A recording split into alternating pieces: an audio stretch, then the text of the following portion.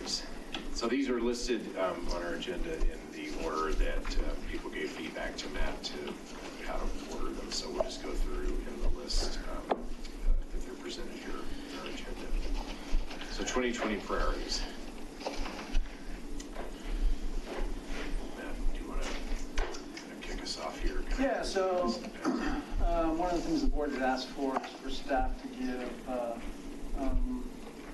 what our priorities would be for the year. So we went ahead and we had a discussion at our staff meeting, and so I've listed kind of what staff would see as priorities for the year, including completion of a major open space purchase, 88th Street improvements, 1500 Pullman Road building, remodel project, getting construction started on Parks 1 and 2 in the Main Street development in downtown Superior, progress towards an affordable housing project, progress towards redevelopment of the Superior Marketplace of some sort, economic development services, continue to work to fill vacancies and business retention, completion of the pickleball courts, and the wastewater treatment plant project. Okay. I like that list, and others have items not on the list you'd like to see on the list. Do it like we did last year. I think we're just gonna run around the table, see what everyone's priorities were. Does that work? We can do that, or just anybody pipe up if you've got something different. I don't know that I really want to prioritize any of these per se. I think they all. So, my priorities. I'm interested in moving forward, and it doesn't have to be executed this year, but I'd like to start moving in the direction of home rule. I know it's an agenda topic later, so we'll get into that further. Finance committee, I'd absolutely like to see that established. I'd like to see committee improvements at a high level. We have a great knowledge base here in Superior that I don't think we tap, and frankly, I think it's because it doesn't always match what our committees don't match with the talents of our residents and what they can contribute based off their special skills, their experiences, their whatever it may be. I think Sean Madej is a perfect example coming forward and suggesting a TIC. We talked today, frankly, I think a branding committee makes sense. I think that's something that we can improve upon. I think we put too much on CAPS as is, so I want to make sure we're splitting workload evenly. Again, we'll talk about home rule, but if any of you guys actually read through the Colorado Municipal League home rule handbook, a starting step is a study group. I think a home rule study group is something that could be valuable. So I think there's a lot we can do, and I sent an email to the rest of to everybody today with more specifics. Implementing placemaking / branding strategy, purchasing, one of our top open space targets, continuing our economic development efforts, and more broadly, continuing to reduce the town's environmental impact. Thank you. I think the only thing I can add on to Ken's comprehensive list, one of the things that Louisville's kicked off, and I think having Adam here today really got it, stuck to the front of my mind, is they've got a business retention and development committee. We talk about our chamber doing this, we talk about Adam doing this, but they've got different goals. The chamber's job isn't to go bring and retain our existing businesses, it's only to serve the members. A lot of businesses or owners, people, at least with the Louisville BRAD, members have businesses, whether in Louisville or not in Louisville, I don't know. But at least they've got to focus on trying to retain the existing businesses they have. It's a dedicated commission. They can flag the issues that the community has and bring it to the board. I think it's something we could definitely think seriously about, broadening or expanding our eco-devo attempts. I think the concept around, that's almost a combination between economic development and, a committee restructure. And I think if we want to prioritize this year restructuring our committees, I suppose we'll once again talk about OSTAC, PROSTAC, combination. I would not put that on my list of priorities, but I don't want to create how many committees we have, 6 or 7? I don't want to create 8th committee, 9th committee, 10th committee. I'd rather get the committees right, right? So if we're going to have that conversation, we should probably have, and I would not have put it on my list of priorities, but I have my own viewpoints. It's just, we got a lot to do, and the open space purchase, 88, 1500 Colton, if those 3 things get done this year, I'll feel great. So I just, when we're sort of listing out priorities, I cannot, I think about what's gonna, what are the neighbors, what are the people that, stop you in Safeway and at your kids' games, want. I don't think any of them are saying, oh, you know what I really want? I want the committees to be restructured. Or finally solve that home rule problem for me, Kevin. Nobody's ever stopped me and said that, but I get all kinds of, gosh, what are you guys doing about 1500 Colton? 88th is a disaster. So, and I agree with you, but no one's ever going to say that, even if that is probably one of the best, like, let's say structuring the committees, which it's not, but let's say, for argument's sake, it's the #1 thing as a business decision we could do as a town to improve our productivity or whatever. No one's still going to say that to us because they don't know better to say that. I think, to your comments tonight about we need a master plan about what we're doing with our macro facilities, or should we do macro facilities, that's something that would fall under the TIC. If you go and read Cupertino's TIC, that was literally kind of the basis of why they started. I think there's information out there from experts in our community that they'll give to us for free that we're missing. And I want to make sure that, I don't want us to wait another year to not have that information. And I don't want to go willy-nilly, which is why I want staff to do an analysis of what are other municipalities doing, because if we do 10, 15 committees, we're not going to fill them. So we have to do this strategically. So We're almost bleeding into the committee conversations to the priorities, but I'll just suggest that the committee structure is so unusual, right? Because you're applying and you're going to meetings, but what I always tell people, whether or not you're on a committee or not, the town always needs help. There's nothing, before, I like to think that I was having influence over the direction of the town, specifically by submarining the expansion of town hall. I was not on a committee. I had a tremendous amount of influence in the community doing that, and it was very intentional and purposeful on my part. I think there are tremendous ways that I don't want to use Sean, but a number of members of the community can help. If you put them in a committee box and have a work plan, I frankly think we're neutering some of the impactfulness that those people can have. So now I want to, let's not talk about a TIC or whatever committee, let's talk about the committee structure. I'd rather just talk about the town organizational structure. How do we better engage our citizens? And maybe committees are the right way to do that. So we need to, I agree that these conversations need to be had. I'm just not no disrespect to the committees we have. I'm just not a huge fan of the current committee structure. I want to fix it, nor maybe others aren't, but yeah, we should fix it. Part of what I included in that, there's improvements. Others on goals? My goals, I kind of bucketed them into a few different areas. First one around economic development, completely agree with Neil. I think there's more that we ought to be doing in this area. I had kind of the committees tied in more on just efficiency of our meetings, which I know Sandy and I have talked about.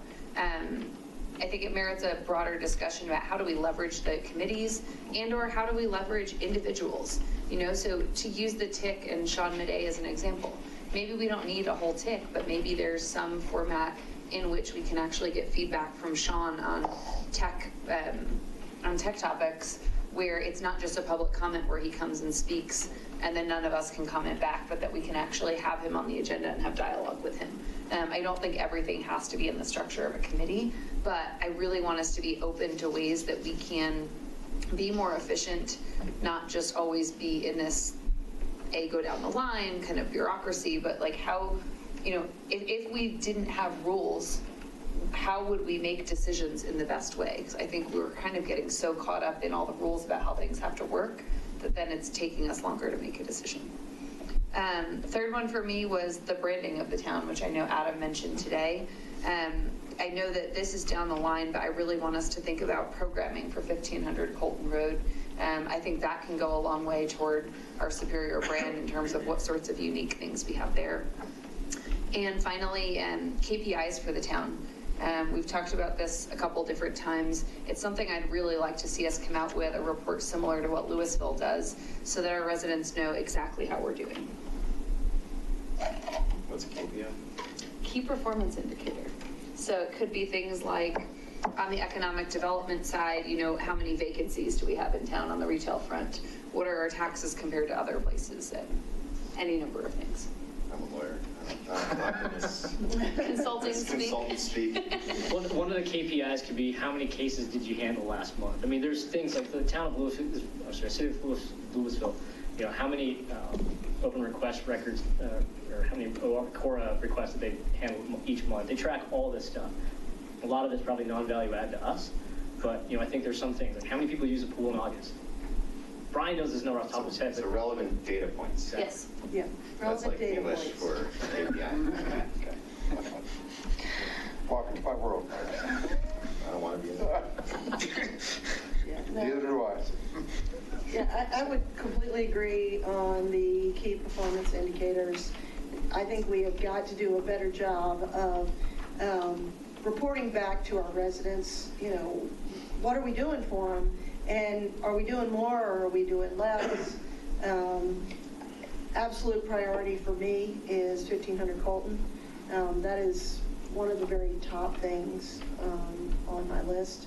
88th is probably right up there at the same time.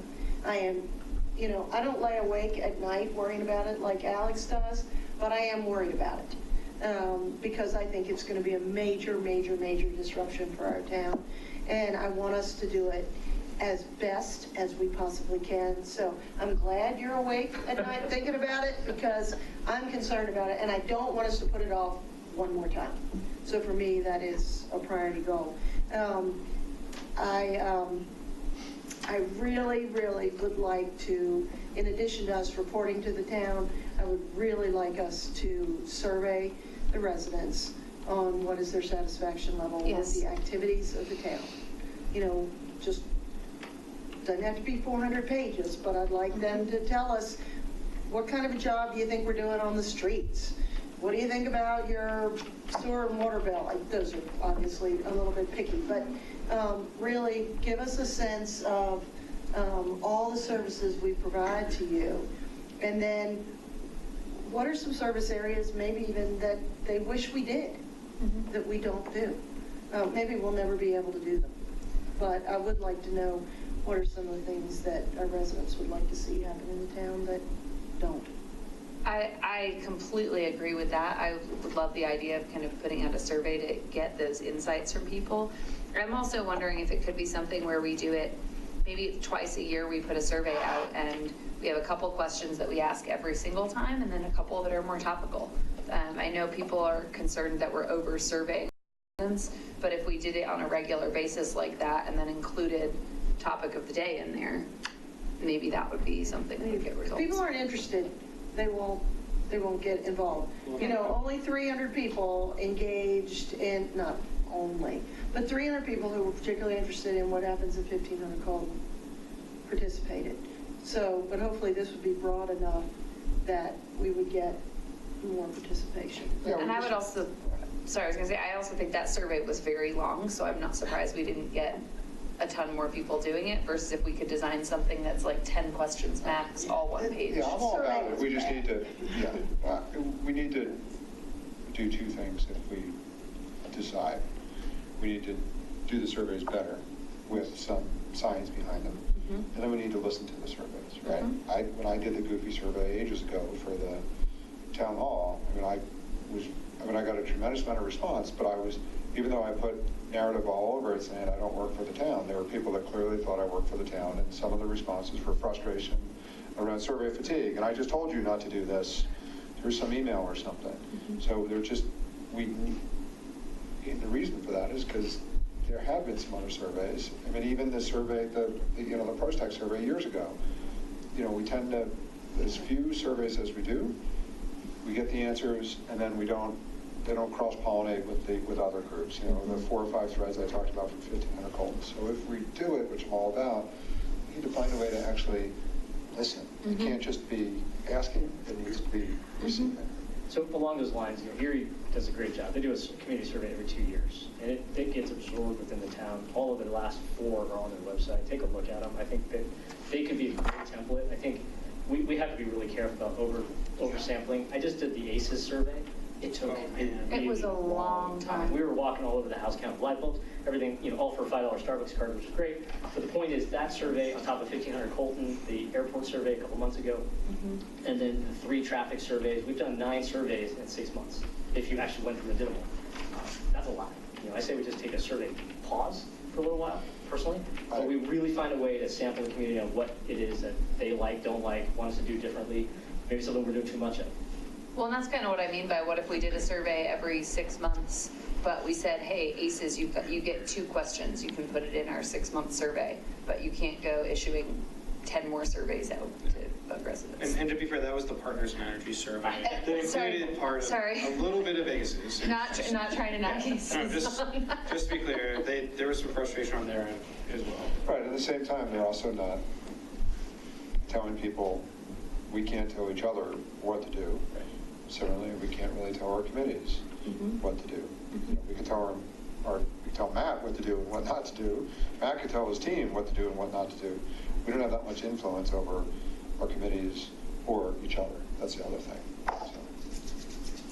Mark, anything? So, some of my goals are things that we've been talking about now for several years that we're actually starting to see executing. So, I'm thrilled to actually once and for all solve coverage issues for Verizon. So what we did tonight, I want to see that thing actually built, and I want to hear people say, you know what, I can actually make a call without dropping it. So things like that. I'm proud of the board for working with industry and working towards those goals. So I think we're solving that problem. I want to see parts 1 and 2 and bridge built. Plans, permits pulled, and dirt being moved. I want to see progress in that regard.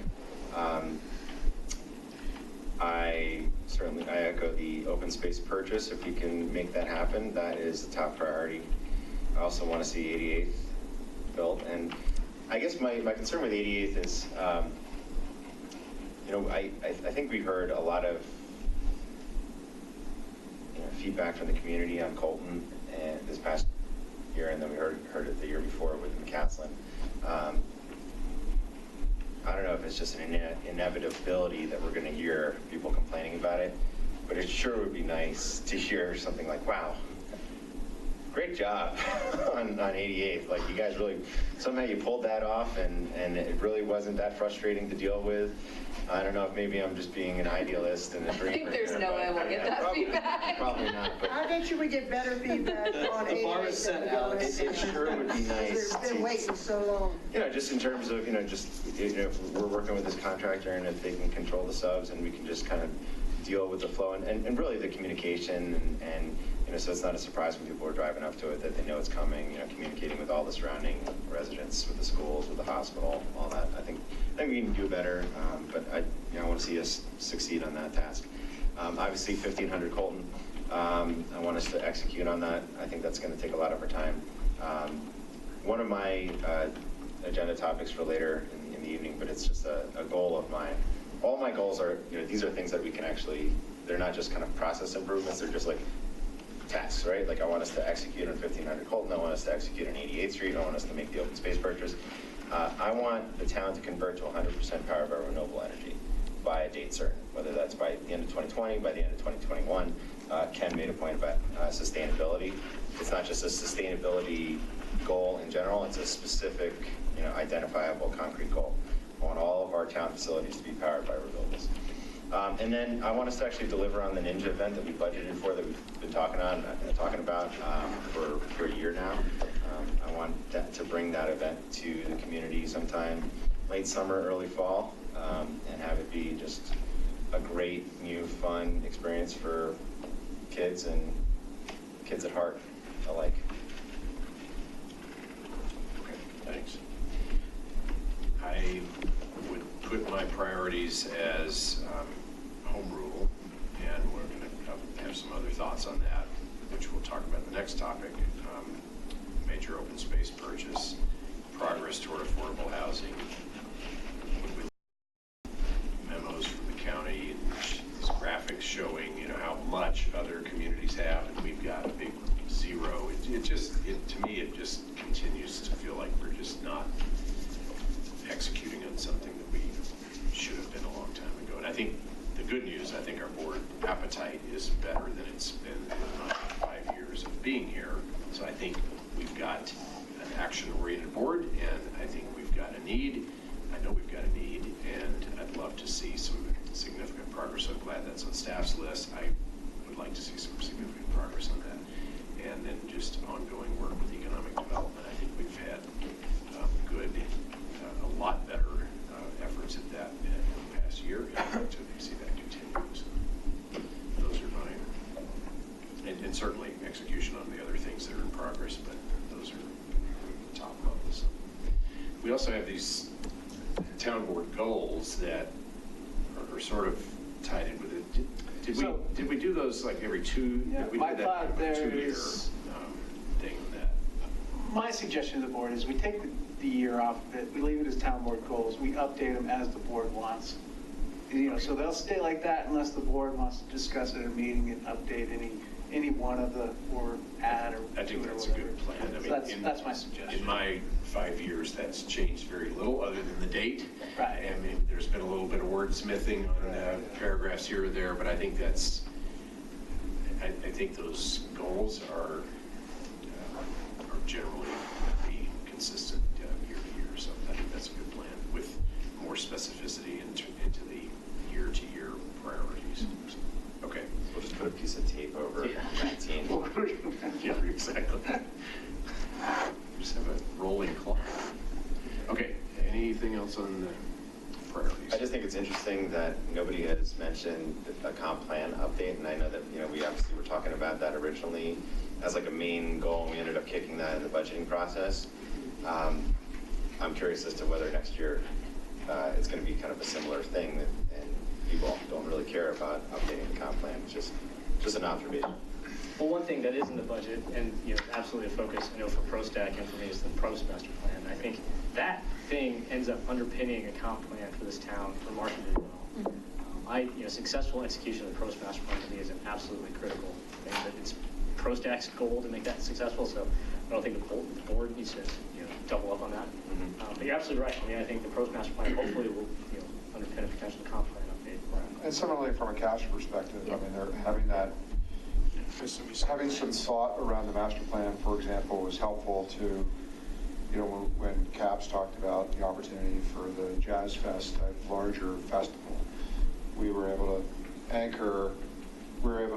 to consider that request with the larger prioritization that Caps is considering, and kind of realize, all right, it doesn't really, didn't fit into their set of priorities. So I think it's still, the master plans are still important. It's just, there are jobs to be done, not the highest priority. My observation is we've got a lot of these little sub-plans kind of in the works, and a big part of the comp plan is land use.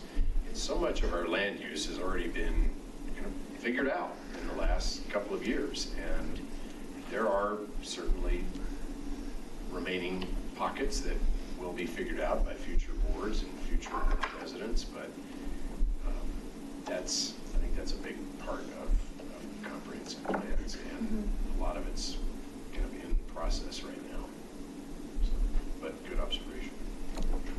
So before we move from this topic, Matt, I appreciate what you did last year where you sent out a summary after this and highlighted the common topics from people and what you guys are going to focus on. If you could do that again this year, and then also just indicate what of everything we've talked about, what is truly feasible from staff perspective, what we need additional conversation on the board, and then if there were things you didn't think people for priorities, identify those so we know what's going to fall by the wayside, just so we're all on the same page. Yep.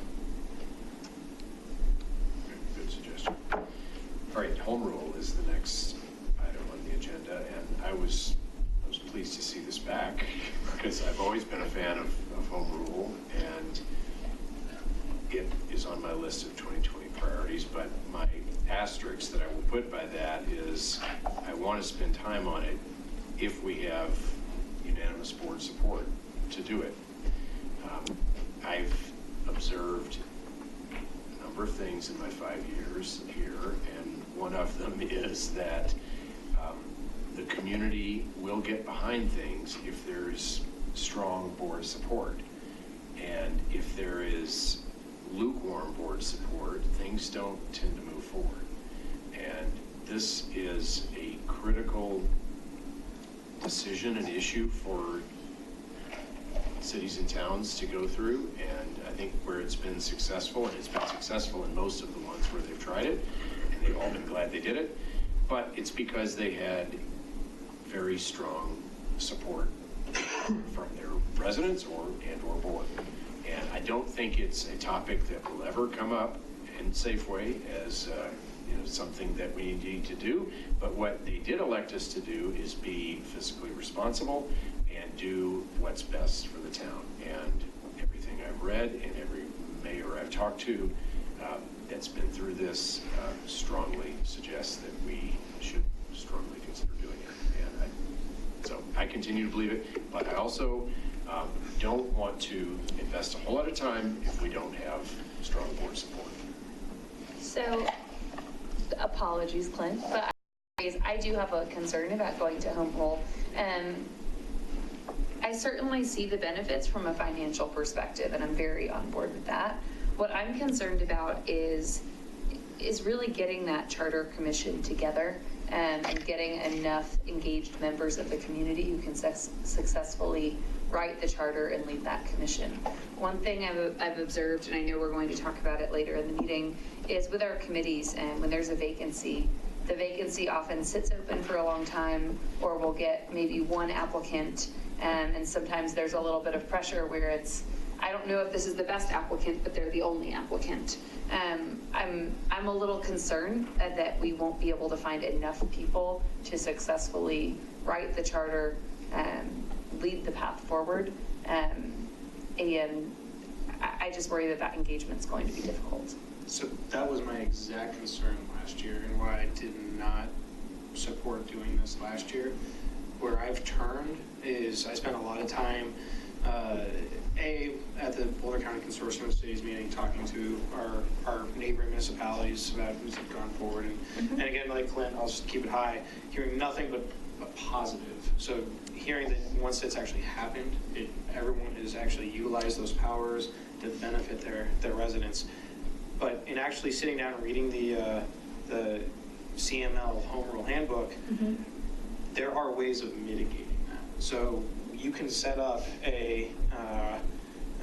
they called it a study group, where it could be some of us, some of residents, open it up and actually go through all this a year in advance and actually plot out exactly what could go into that charter, argue the positives, negatives, and actually create that charter. That way, when we announce our intent to move forward with it, if we do that, and we actually go forward, when the Charter Commission actually is established and starts their work, they have something that has already had a year plus of work going into it. And I think that study group will also identify who is interested, who actually wants to run to be on that commission, because frankly, you're right. We need at least 9 people who want to run for this, right. Which is a huge barrier, which I too am concerned that do we even get those 9 folks? But I mean, the benefits, I mean, it at the highest level, it gives us greater flexibility when we're seeking solutions for local problems. We don't have to go to the state legislature when there's a problem that affects the local municipal level. I mean, it empowers us to act on behalf of our citizens. And there were probably 7, 8, 9 instances over this past year where Kendra said, sorry, we can't do that, we're not home rule. while who knows if we even would have moved forward with those things that Kendra was referencing, future boards are going to continue to run into this, and we're going to continue to hit that wall over and over. I want to make sure that not only we give ourselves the powers to do what we need to do for our residents, but that future boards also have that. And just continuing to kick the can down the road, I think we're finally going to hit a point where there's a very pivotal issue that comes, and we want to act, and we're unable to. And now we're a year behind from even being able to think about it. So I'm definitely on board with the benefits. I mean, I certainly see that. I really have doubts about our ability to find 9 people who want to be this engaged when we can't find even 1 to fill committee vacancies. And I realize it's different topics, but. Yeah, this is something really unique, and I think we will have great competition for this. Okay. This is a engaged community when it wants to be, and this is not an ongoing thing. It's a one-time special assignment. I think we have no trouble filling it. And I will say to that point, I mean, Ken, I like your idea around, of course, starting this well in advance. I would certainly be supportive of saying, let's put the call out, see who's interested, and then go from there. That's just the part that I have the biggest concerns about. Once before, we asked who might be interested in sort of an informal way and invited them to a meeting.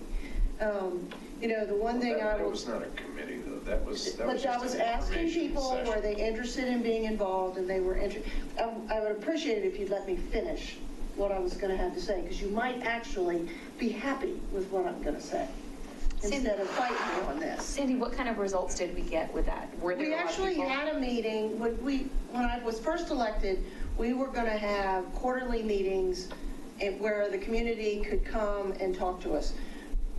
Rather than have First Friday, it would be an opportunity for people to come and talk to the whole board in an informal way. One of those meetings happened to be on the topic of home rule. We got a limited response. It was sort of a weird timing and stuff, so I don't take that as a judgment that people one way or the other.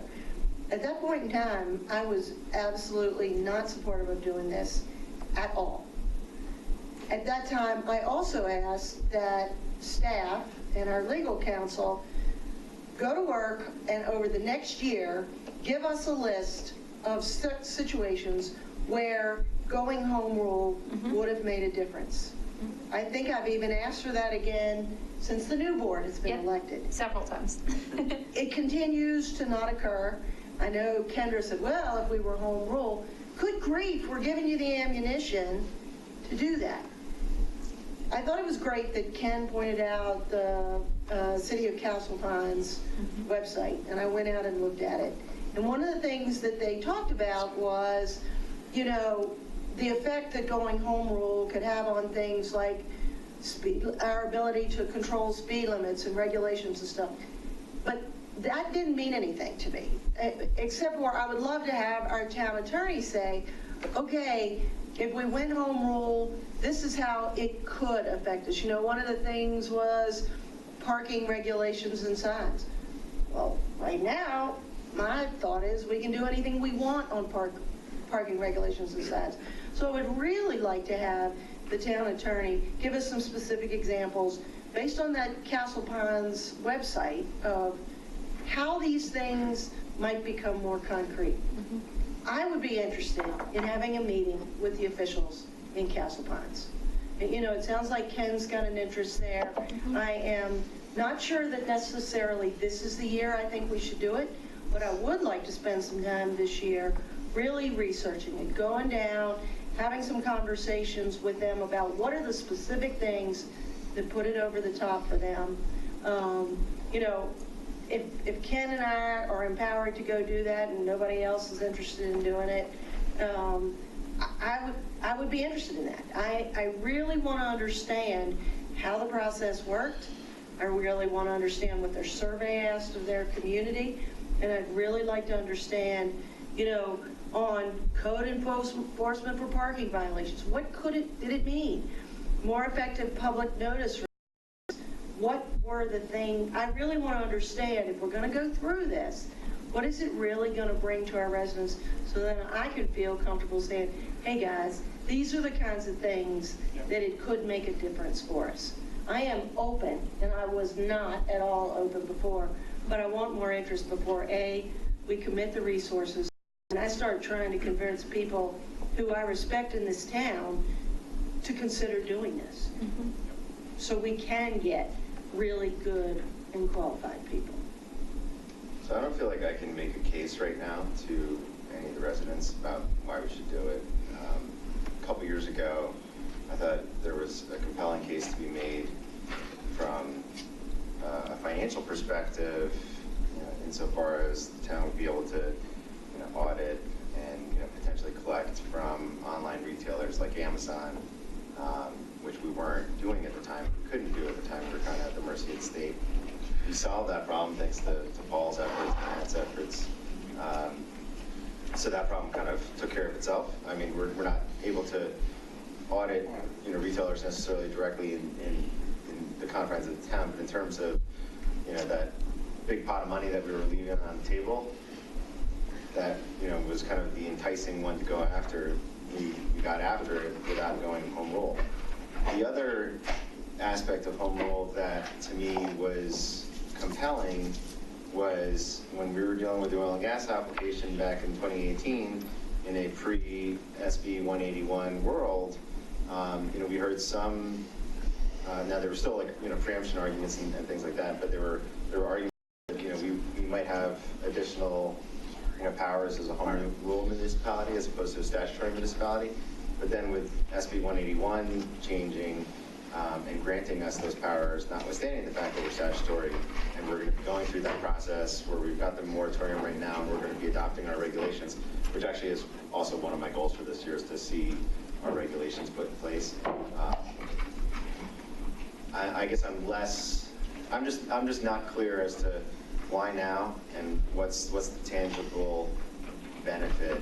I'm open to it. I'm not saying like no way, no how. I struggle with explaining to a resident why does this make sense and why should we be spending our limited amount of time that we have, and that staff has, that the public has, the attention span, when we have bigger issues, in my opinion, like getting our regulations in place for oil and gas, executing a 1500 volt, delivering on 88, things like that. Paul, my understanding was that we would still anticipate that increase in sales tax receipts if we went home rule. That was my understanding from the memo. Is that accurate, or is Mark saying we closed that gap already? I think conservatively we could say we would, through some audit efforts, get up on the revenue. Okay. Essentially, that would, that carry forward. But arguably, would be the materiality, for example, in Centennial and some of these larger entities running very secure boundaries, might overrule. But yeah, I think, let's say we would feel on that increase our case.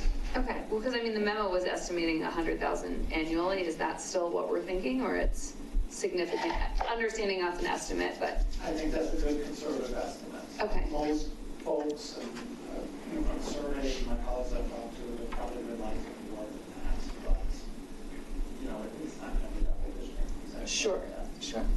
So I think, Mark, that your statement is the paradox of home rule, because your comment of I'm having a hard time communicating why now and the exact why, when we actually have those answers, it's too late. If we have an event that comes up that we say, oh man, we really needed home rule to do that, it's probably going to be 2 years from that point to be able to actually affect that change that we needed to be able to make 2 years prior. Really, this is just giving the tools to the town to actually be able to respond to these issues as they come up. Yeah, I get that, but I think Sandy raised a good point. Like she's asked for this. Give me some examples of the specific things that we can't do, and there have been these kind of passing references that Kendra and others have made. Oh well, if we were home rule, things might be different. Well, if that's the case, like let's put together a list and just see and make the case as to are we talking about parking signs and speed limits, or is this about increasing our sales tax base. I mean, let's just gather in a way that, we can say, well, this list is not exhaustive, but here's, the top 5, recent, in recent history of the things that we've encountered, that things would have been different if we were home rule. There's, I think we can do that. there's 103 or so cities and towns that have gone home rule, and they've all got a unique story of why they did it.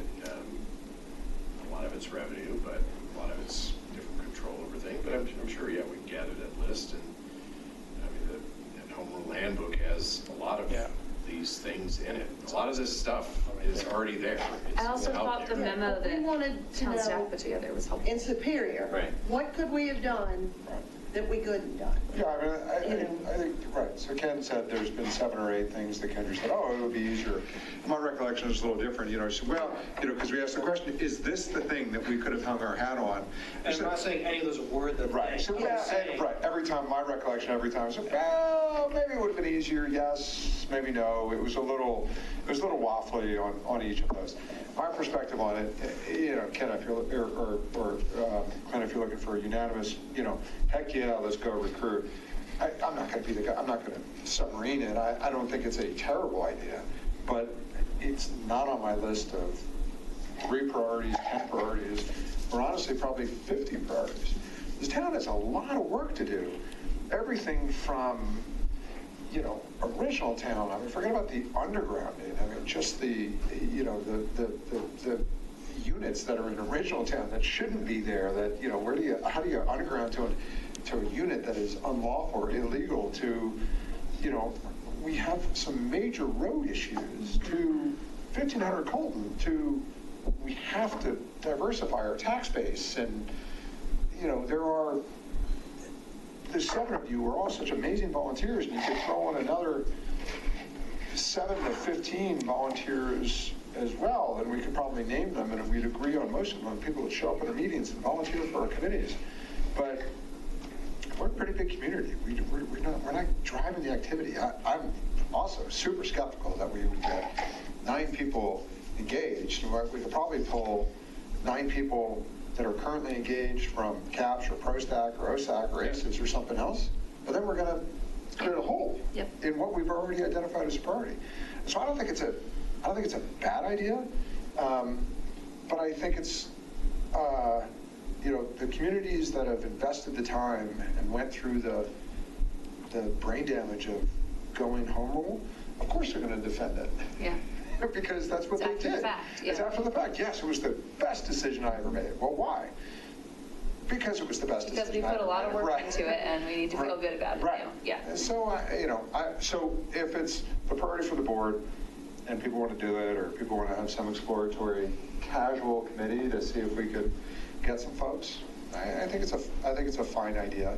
But if some neighbor of mine says, hey, I'm taking a sabbatical for work for the next 12 months, and I want to work for the town and help, I don't think, I would have a whole bunch of stuff that I'd like her to do, but I don't think I would list joining the Home Rule Exploratory Committee as top of that list. No disrespect. So one thing I want to add, because I've been listening to the conversation, because I was kind of in the same boat a year ago. Show me the information, and it's hard to come by. But one of the things in terms of the why for me that's kind of changed in the last 6 months is downtown Superior. We're going to have 75,000 square feet of commercial space in the next couple of years. Having home rule in place when that comes on board allows us audit rights at the beginning.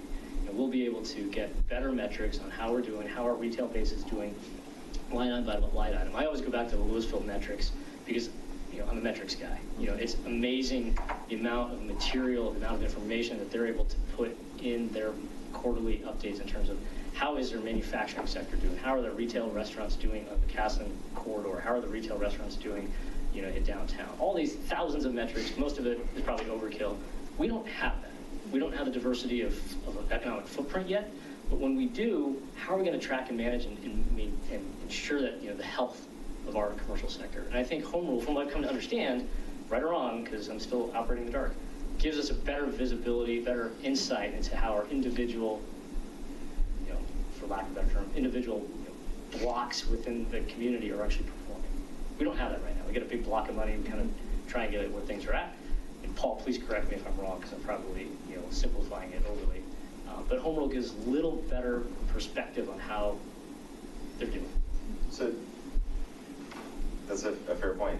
So my question for you is, with respect to the data that Louisville has, does Louisville have that data because they're home rule, or do they have that data because they're doing something else in terms of, asking questions and engaging with their businesses and various sectors and just doing survey? I mean, I'm all for getting more data, but if we can get that data without having to go home rule, then Great. that's a different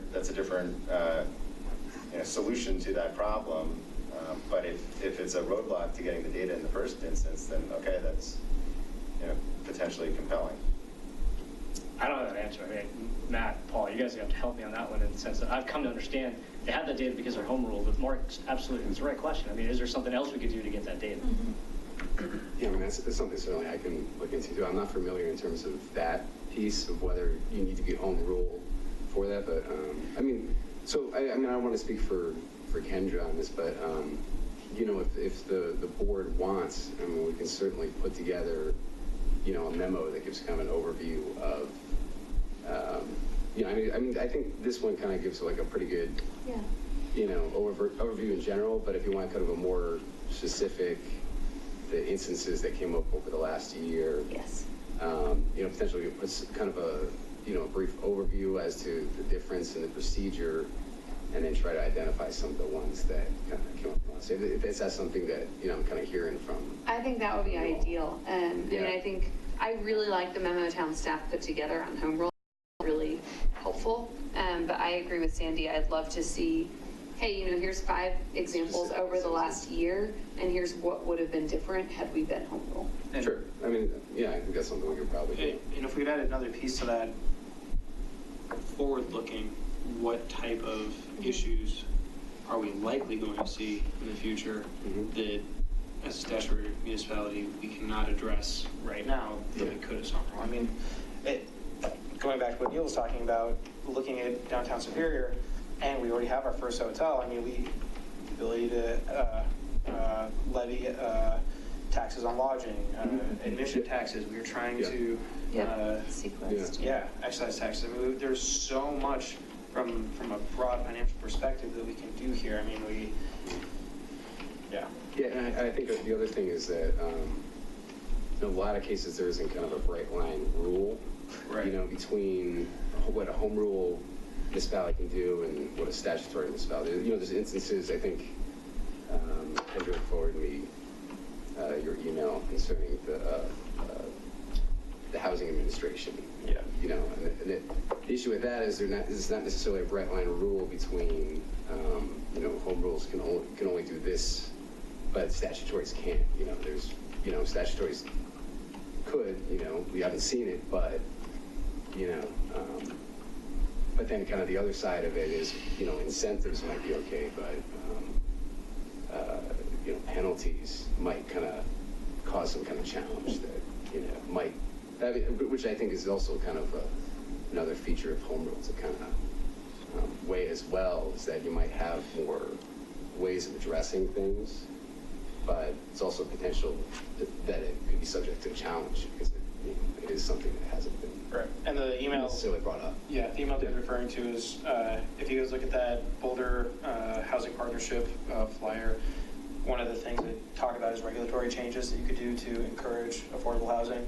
And it has a list of different regulatory things. I forwarded that on to say, can we do all these? It was mostly qualified yes. As statutory municipality, just so you all know what it's talking about. One of the things I wanted to talk about tonight with regard to home rule, and again, addressing my concern about can we get enough people who are really passionate about serving on the Charter Commission. I just kept coming back to the potential upside as far as sales tax goes.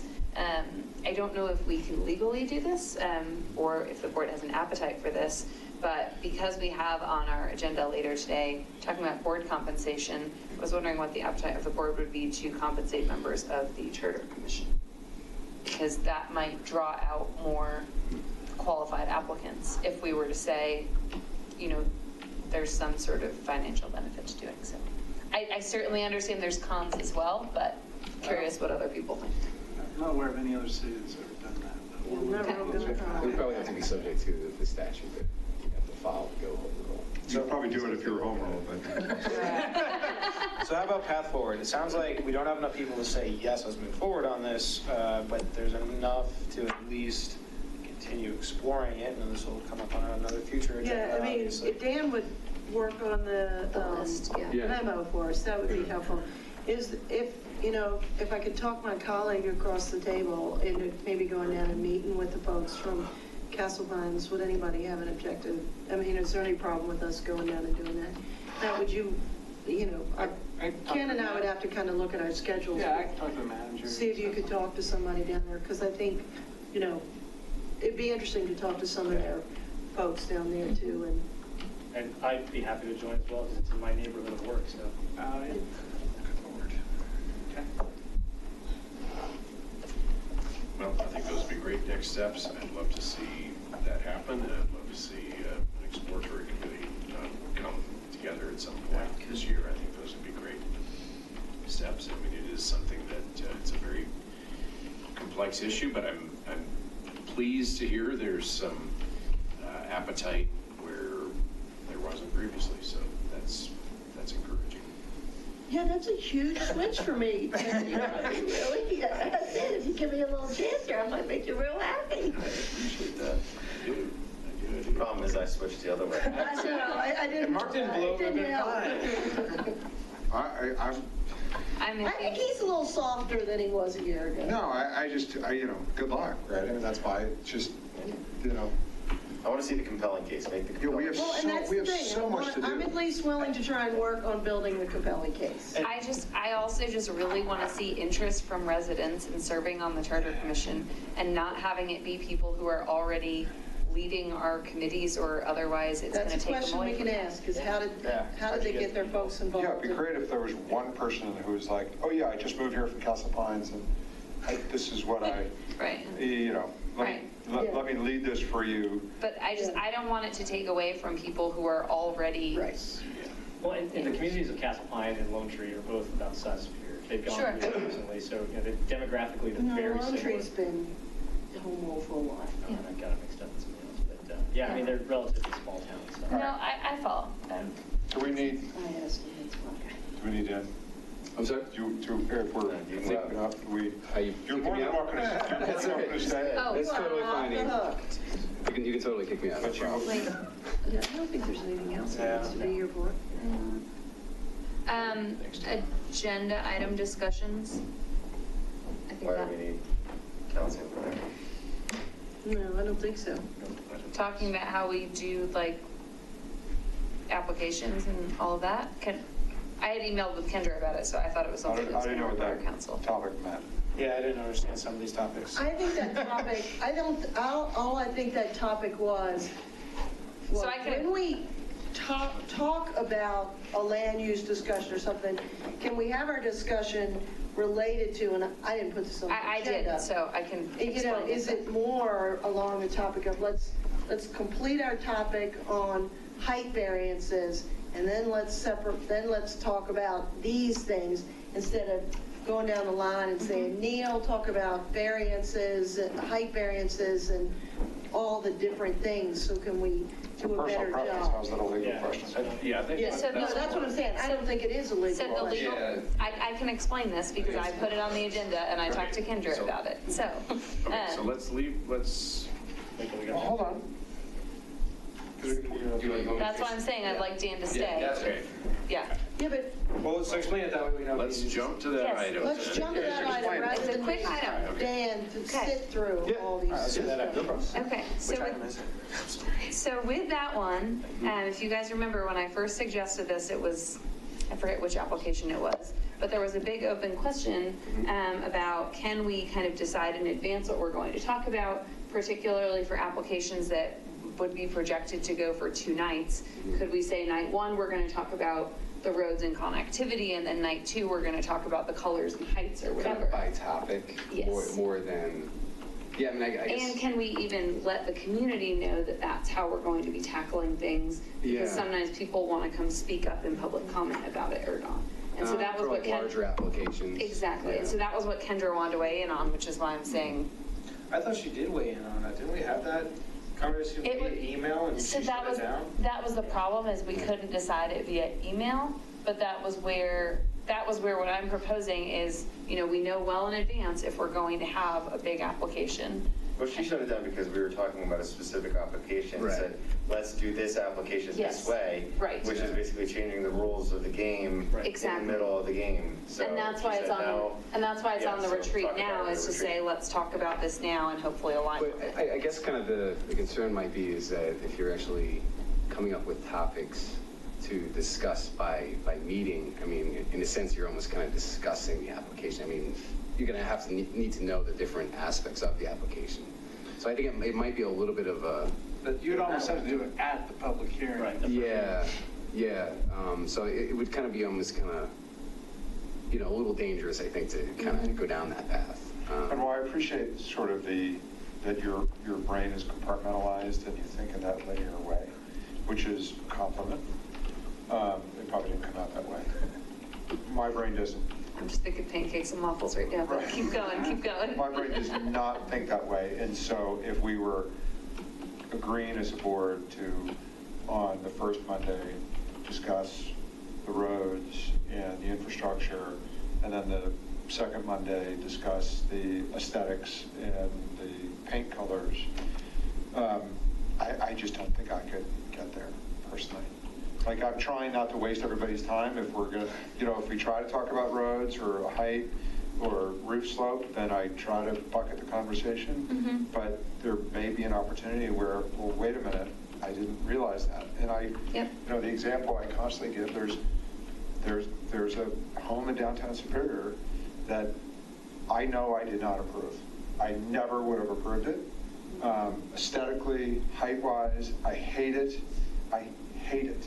But it somehow, I never saw it, right? So it's just, and I've gone back and looked at the original application and don't know, I can't reconcile the original application with the home that I see every time I drive by. We need to just give each other the ability to cover it. So- And I don't Wait have a minute, problem what with about that? flexibility. I don't want to curtail discussions, more just sometimes with these long applications, I at least want to feel like we got something done versus circling on everything, you know, Yeah. for 2 meetings straight. I'm real supportive of what Laura's saying. I mean, what bothers me when we're doing one of these massive applications is we're pinging all over the place. You know, I talk about the height, and then you're talking about, you know, the space. You know, if there's a way that we could at least start out by saying, you know, the first topic we're going to focus on is the streets and whether they comply and what do we like. We're And going to sometimes get that off takes topic. us off, yes, and that's fine. But the Yeah. fact that we ping all over the place, I think we got better at that too. I mean, we did that with Toll Brothers.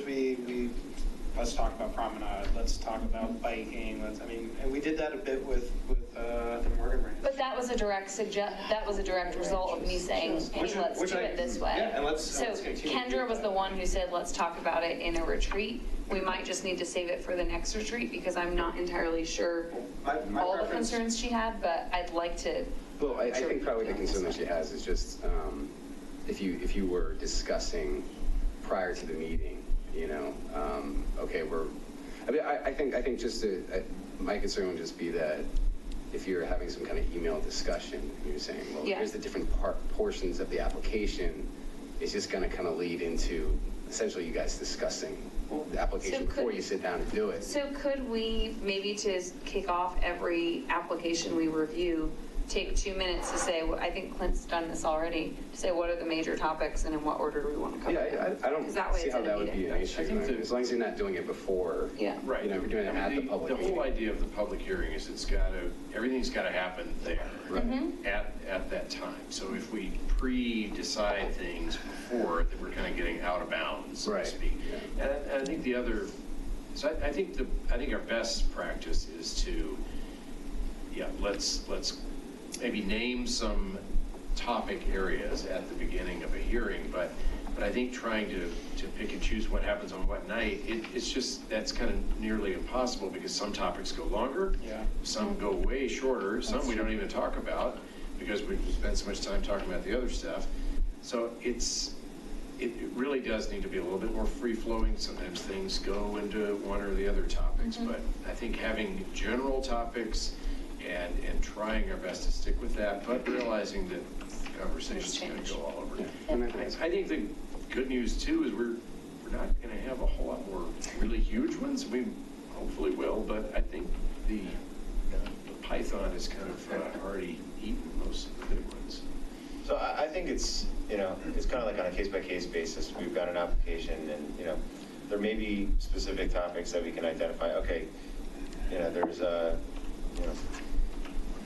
parking issue on this one and, maybe there's a couple variance requests that, we know we're going to be going through and, we kind of identify them on a case-by-case basis. But, one of the things that Laura has been, I think, championing and I think is a good improvement is, the idea of us avoiding just kind of going down the dais with, okay, your comments, because that has the tendency to be all over the place and, Sandy talking about one thing and Neil's talking about something else and then I'm talking about something completely different and, it's not going to foster the discussions that we really want to have.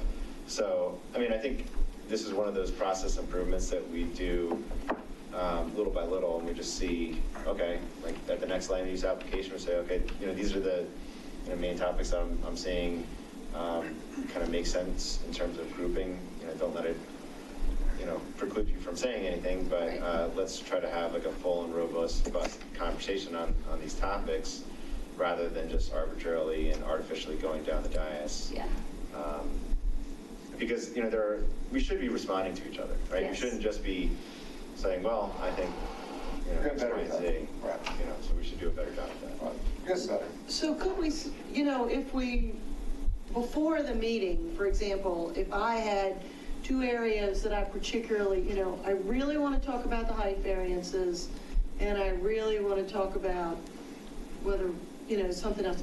Can we at least do those, because it may be that there's things that Stevens pulled out in the memo that most of us are like, okay, fine, we don't need to talk about that. Can we send them to Matt maybe? And, I mean. No, I'm not sending my comments to Matt. No, it's not No, the sending topics, comments. sorry. It's just saying these are the things that Yeah, I guess just my I- hesitation is just, I just don't want it to be a way of opening up some kind of discussion by email before you guys sit down and actually consider it. So I think it's probably best practice to kind of, if you want to, Open the discussion. Right. Yeah. If you want to kind of figure out where you want to go with a certain discussion, or what certain topics you want to hit, I think that all should be done during the public hearing. I think that's probably just the best practice to do.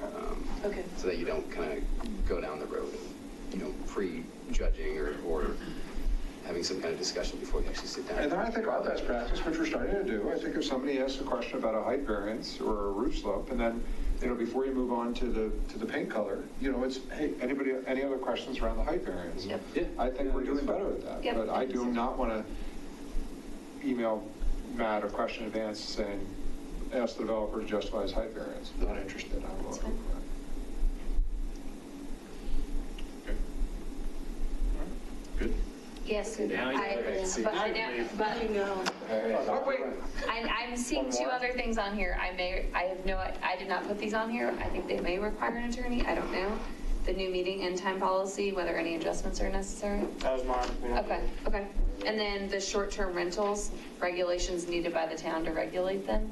Again, that was mine, and I thought I was going to have a lot more information from a Boulder County Consortium and the city to be able to present tonight. Okay. I don't have it. We can't make decisions anyway. All we can do is. Discuss Okay. policy. That's fine. Sorry. Hey, no problem. So what do you Just think about wanted the to- pools?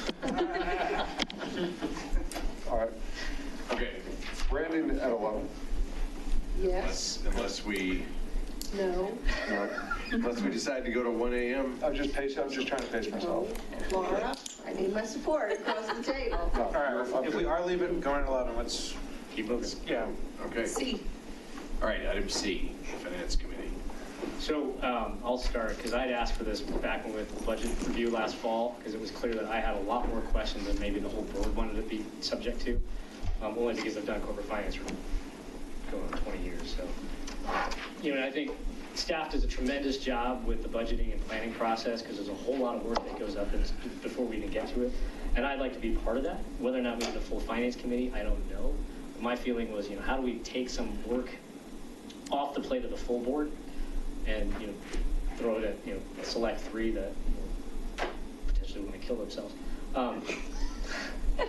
Potentially. So Neil, my question is, would you volunteer for this? Absolutely. Okay. Yeah, no, the main I thing is, figured just. yeah, no, I mean, the main thing here is, I don't want to shortchange what staff is doing on the budget. And I want to give them as much time as possible to present it out. But, a 6-hour meeting that we had last fall is extraordinarily difficult for us all to attend. Yep. Plus everything leading up to the full budget review and everything else. There's a lot of work that went into that we don't even get to see it because we got to try to get it into the calendar and everything else. Mm-hmm. Beyond the budget process, our quarterly financials or annual financials, we don't review those. We don't discuss those because the board had a finance committee as a subset. Then everybody started attending it, and then it just sort of became unwieldy. So why do you have a committee if everyone's attending it? Yep. Personally, I think if there's a lot of value to it, my company board has a lot of subcommittees, and they peel off a lot of work and come back and present to the board. Mm-hmm. It helps the board be a little more efficient. Mm-hmm. But, hey, if 2 other people don't want to potentially do it, then, I'm happy to continue to just meet with Paul and Matt, on a ad hoc My basis. sense is this, for this one, is to keep it informal. I see, we obviously observed what you did, and you had more meetings last year, and you dug into the line item detail more than anybody else, or at least a lot more than I did, which was very much appreciated. But it's still not ultimately, it is Matt's job to present to the entirety of the board and for the entirety of the board to sign off on it. So I still want the ability to have as painful as it is, the 6-hour review. 6 hours, you spent a whole hell of a lot more than 6 hours. And I spent more than 6 hours, but you spent whatever I spent, you spent twice, 3 times as much, which again is very much appreciated. But the idea of if you set up a committee for something, it's different than like traffic and safety or CAPS where you're, here's the decision, make it. It's like the committee is the budget and and it's a shared responsibility. So. But if that's the case, I don't think we're meeting our responsibility. I think there is oversight that needs to occur throughout the year. I mean, at the end of the day, we're the elected officials, we have that fiduciary role, and I mean, to be honest, there's not that mechanism in place. I mean, Neil's done a great job of asking more questions and digging in deeper, but I mean, there's a reason why finance committees exist in most public companies. But we've hired auditors, right? If we need to have an independent finance committee, that's fine. Or we need to hire another auditor, I think that's great. But the purpose of a board is not to have a finance committee to double check what Paul and Matt are doing. So if we need to have additional audit responsibility, I'm all about, great, let's identify a need and hire an audit responsibility. If we need to create some awareness of what we're doing, and you feel like you need that increased level of awareness, I think you should ask for it. I want to empower the town manager and the finance staff to do that. So I'm actually really supportive of this. When I came on the board, I was actually extremely frustrated that we didn't even, we get a report. We don't have to look at it. We don't ask any questions. There's just no sort of check and balance to make sure we're doing the things that we say we're doing as a town. It's not that I don't trust Paul. It's not that I don't trust Matt. What I don't trust is the fact that we're not doing the fiduciary responsibility to really make sure things are being done the way we want them to be done. I like this idea because I think I come from a different perspective and Neil comes from a different perspective, but we also might be asking the exact same questions of Paul. So there's very strong value in even having a quarterly finance committee meeting where we sit down with Paul, Paul just keeps us abreast of, you know, these are the things that are going well, these are the things that aren't going well. This is the money that we haven't spent that we thought we would have spent by now. I would personally be interested in being a part of the finance committee also. You know, if nothing else, it's a great opportunity for Paul to talk to us on a regular basis about what he knows and share it with us, just so we have a comfort level. So Kevin, one of the reasons why this came to me is, you know, in real life lands, you know, in my own life, we do a pretty robust budget quarterly actuals. You know, so look around, how many people know how much we spent on Colton Road to the dollar? There's like 2 people in this room. We should all know that number. Did we go over? Why did we go over? And the fact that Alice laid out the reason why it fell behind, I would have liked to have known that 6 months ago. You know, we picked a contractor, they picked a subcontractor, and that's what affected the schedule, right? You know, so I'm happy if that comes to the board, but we just don't have the capacity at the board level to digest all that. So how do we get that information out of staff appropriately? Is really where I'm going. Because I think, you know, again, like I said, staff does a tremendous amount of work, all the stuff is there, but I don't know that all 7 of us need to sit around and have a conversation on how we've done on the projects that we've undertaken, like the skate park. You know, how did that come in relative to the plan? You know, where did we go wrong? What did we learn from it? Right, then as a board, I think we should make a decision that we want an increased level of reporting. But I think advocating this to and if it's and I think those comments are good, you know, between the skate park and Colton Road, I think those are good, fair comments. I just want to make sure that we're not advocating this to a particular portion of the committee. One of the key things that I think that Matt does a better job today than happened when we joined the board is, I feel like there are very few things that any one individual, Clint probably knows some stuff because you go to more meetings with Matt than the rest of us combined, but you know, we all basically know the same amount of information. And I think that is a huge improvement over where this board was years ago, where it was just, there was, so even reading the past reviews, it was evident that there was people that had information that other people didn't have, and it was frustrating. And there's even been a couple things on this board. I don't really want information. I don't want you to have information that I don't have. I don't want to have information that you don't have. I like the level of transparency. But you wouldn't, because you already have the information. Paul puts the information out there every month, but none of us have the time to go out there. All of us don't have the time. This would be an opportunity for 2 or 3 people to meet with him and say, okay, we believe these are the things that are important that the rest of the board should know. We're not making any decisions. They're not telling Paul, oh my God, don't spend this money. It's no different than, I don't know everything that goes on at the Transportation and Safety Committee meeting, Yep. but I entrust the 3 people who are on there to bring the things that are important to the rest of the board. And it's not secret information. Right. I'm not suggesting secret information. But that's also where I feel like I think, Kevin, if you want the additional oversight, would you want to serve as a member of the finance committee? No, That to me is. by no means. But that to me is the solve. I think there should be increased level of transparency between, I think there should be additional, if we feel like that there are reports that are hanging out there that we're not looking at, and we need to get a presentation, or we need to get an additional member of staff to make sure that the information is digested by us, that should be done. I'm not interested in having elected officials, no offense, because this is going to come out wrong, because it's late at night, do the job of what I want Matt and Paul to do. How is that different from the TSC then? Because we're actually making a decision. This is a decision that we need from the community. Do we put a speed bump here or do we not? Facilitating a public meeting where we're getting public comment. What is something that we're going to bring to the board around a redesign? How do you prioritize this versus that? It's a public meeting where you're getting input, and sometimes you're making some relatively small decisions about speed bumps. But it's still a subset of the board doing that. And things are being brought, you're making decisions, and that's great.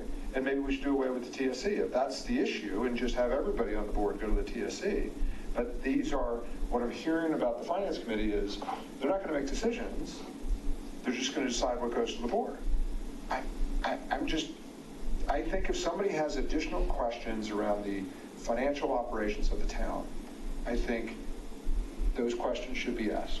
Those questions should be asked directly to Matt and Paul in an office setting, or they can be asked directly over email saying, I expect this report, please report it out at the next meeting, or it could be asked in a public meeting. But if we set up a different committee structure, it just feels like we're chasing our tail, to me. I mean, many towns have finance committees I'd like to of hear their board, Glenn's opinions. you know, so.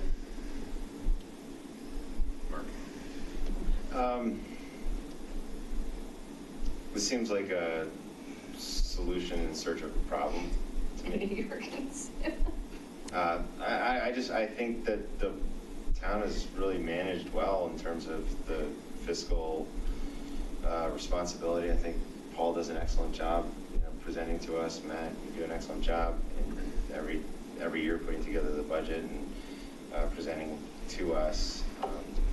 If we had a history of, what just happened in Erie, and there was people sending millions of dollars to Nigerian princes and, what have you, that would be one thing. But, we're pretty careful. And I don't see a compelling need. We've got limited resources. We've got limited time.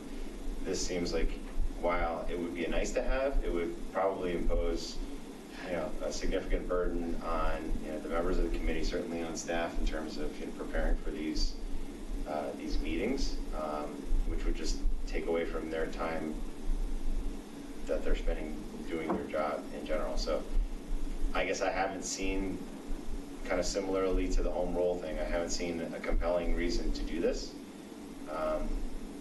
I'm not necessarily opposed to it, but it's don't fix what ain't broke.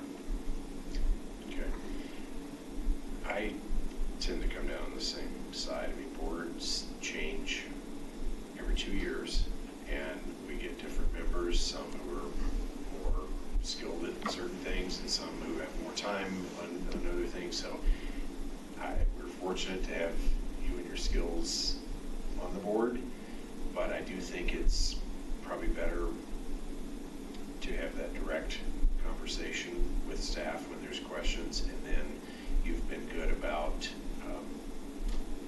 not sending us the entire dialogue, but I think sending certain selected conversations. I think the board as a whole has done that with different comments to Kendra or staff. And I mean, we don't all share every conversation. I think that would just be complete overload and unnecessary. But if there are things that come out of individual conversations, I think that's the decisions that individual board members need to make. Is okay, this kind of rises to the level of share it with everybody for information or something to potentially act on. But I'd rather see it just left the way it is. I think our budget meetings are very informative. They're long, but I think it's important to have everybody there.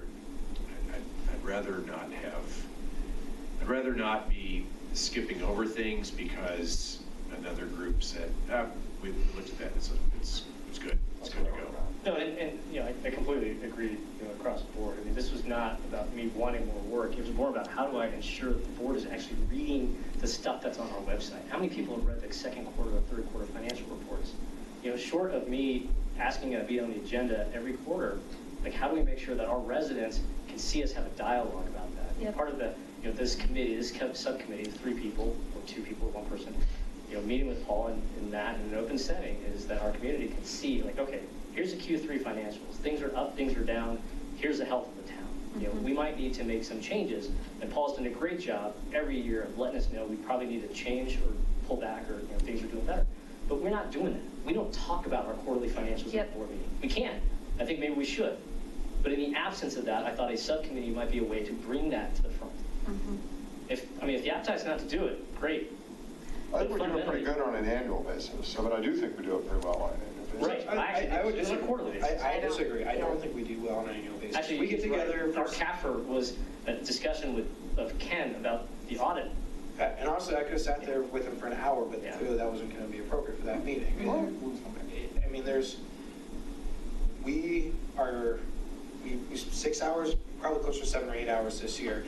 But all we did was talk about budget planning for the future. We didn't talk about those actual metrics of where we rise and where we lower. I mean, do you know exactly where our risk pain points are within our budget? And the answer is probably not, because we're not having those conversations. I think there is value in having a set of people have that conversation openly. I mean, it spreads the message, and it makes sure that if there is something that is troublesome, we can bring it to the rest of the board. But see, that's just it exactly. That's what you just said is the reason why I'd be really concerned about this. A subset of people having conversations about the risk pain points that the entire board is not having.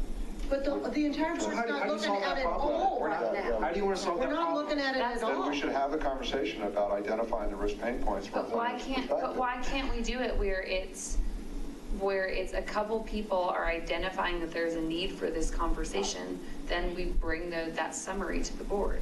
To me, that's a lot more productive than saying, well, the whole board is just going to have to discuss it once a month, whether there's an issue or not.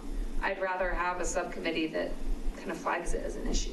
I mean, we don't have enough meeting time as is. Correct. So there's no way we can incorporate these types of Well, we're talking about the meeting time stuff. I mean, that's not, but I mean, I think we all have a point of view around kind of the meeting times and maybe why we don't have enough meeting times, but. Right. So it looks like we've got, you're just kind of All right. counting the opinion. I mean, we've got a thin leaning towards having this committee. If I'm counting. It's no reading more the tea than leaves. the vote we had Yeah, on the Verizon Verizon, tonight. yeah, So, same. you know. It's a 4 to there's 3, majority. But you can't, well, Yeah, but we can't make a decision we're here. not. No. Be careful. Keelan's taking her pulse. Right, I'm taking a pulse. So, I mean, personally, I'm happy to continue on an informal role, and we'll publicly notice the meetings. You know, if Ken and Sandy and anybody else want to potentially join my conversation with staff and ask a bunch of questions. I think I'll just ask questions too. So where I would really see the value is, I think, Neil, to your point around making it a public conversation, where it's not just Neil in a back room with Paul. Not that there's anything shady going on, but like, you know, I'd love for the public to be able to hear what's being said, to get involved in those debates. I'd love for us to be able to have Neil say, hey, I had a really good conversation with Paul yesterday, and instead of having to recap it for me, I can go watch a video of Maybe we what can was talked start with scheduling the quarterly reports for presentation at a board meeting. I think that's exactly where I was at. That would be a good start. Yeah.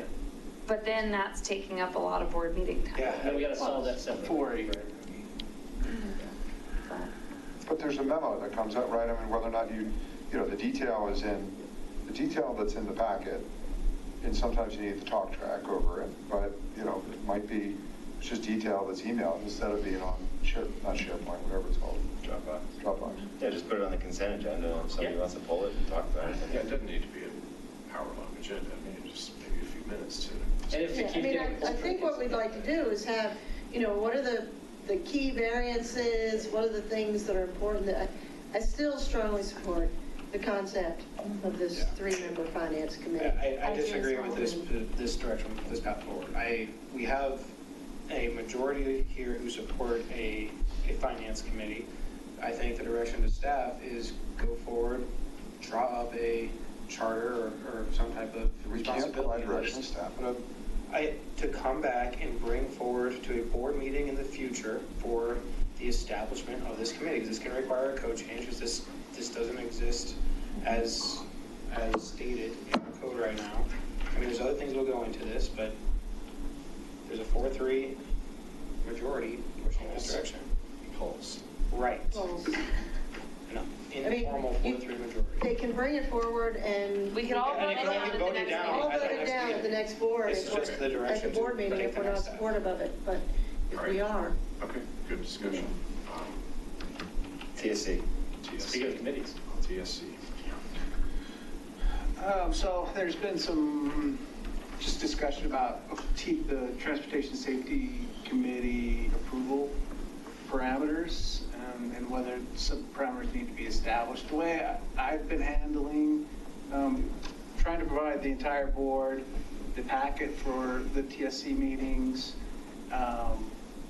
providing a summary of the meetings. We're going to start putting those on the consent agenda as we do all the other committee meeting notes. And then the TSC's been good about updating the board at the next board meeting of what they discussed and what the direction was. If there's no objection to any of those items that the TSC has decided to move forward with, then staff moves forward with those. If I receive objection from one or two or more board members, then we don't necessarily proceed with those items that were decided by the TC. We either schedule it for an entire board meeting to discuss, or take it back to the TSC for further discussion. Did you print out those? Alex, what was in the packet? Alex went through and came up with maybe a suggestion for parameters for the TSC. It was a little tough to read in the packet, so we printed it out. This is just a draft that Alex and staff came up with as a starting discussion point. But we're happy to respond to any of these or take any direction from the board on how you want to proceed with the TSC. Anything you want to add, from your perspective? No, I just went through a laundry list of items that we deal with, and some of them we deal at the staff level that never sees sees the board light because we take care of it. It's something assigned, budget assigned, we take care of crosswalk. Some of these are expenditures of a certain amount, or a controversial item like a street closure. Obviously the town board's going to get involved in that. A speed hump, I think, is something that the TSC sees. They've done a lot of discussion, a lot of public outreach. Probably doesn't need to have a board discussion because the TSC has gone through a lot of that. And then there are certain items that get into some big dollar amounts that involve budget items that probably should go to the board. So it's kind of more over the 25,000 item that we have for the town manager's review. So I put this together, and it kind of says what the staff does, what TSC reviews and recommends. Where so TSC kind of stops. Has the speed hump, speed radar, those types of things. Unless there's objections, we implement it. But there's others that I put on there that would have to come to the full board to implement. It's kind of what we're doing now. But there are a couple items I think Mark had some issues on, maybe the Akron Coal Creek project. It was pretty expensive that probably didn't have the town board. Yeah, I know with the Coal Creek, Akron left turn lane that went away, and then somebody drove into the refuge before it was flagged. That came as a surprise to me, and I feel like to some of the TSC members from when I went back and tried to watch the meetings, that I don't think, it was my impression that the TSC didn't even appreciate that the lane was going away. And that to me is just like a systemic failure of the way things should operate. We should just know very clearly what's happening. And similarly with the Colton crosswalk, I feel like that too was not necessarily discussed. Maybe I don't think I missed the meeting, but that too came as a little bit of a surprise to me. No, it was discussed at a board meeting. It was brought forth.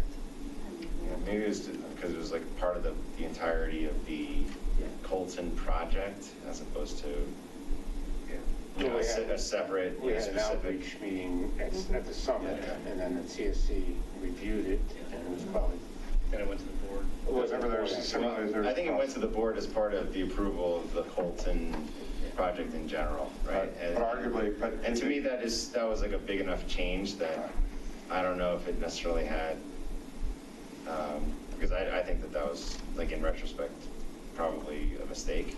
Like, I don't think that that's a safe crosswalk. Really? Yeah, I think somebody's gonna get killed.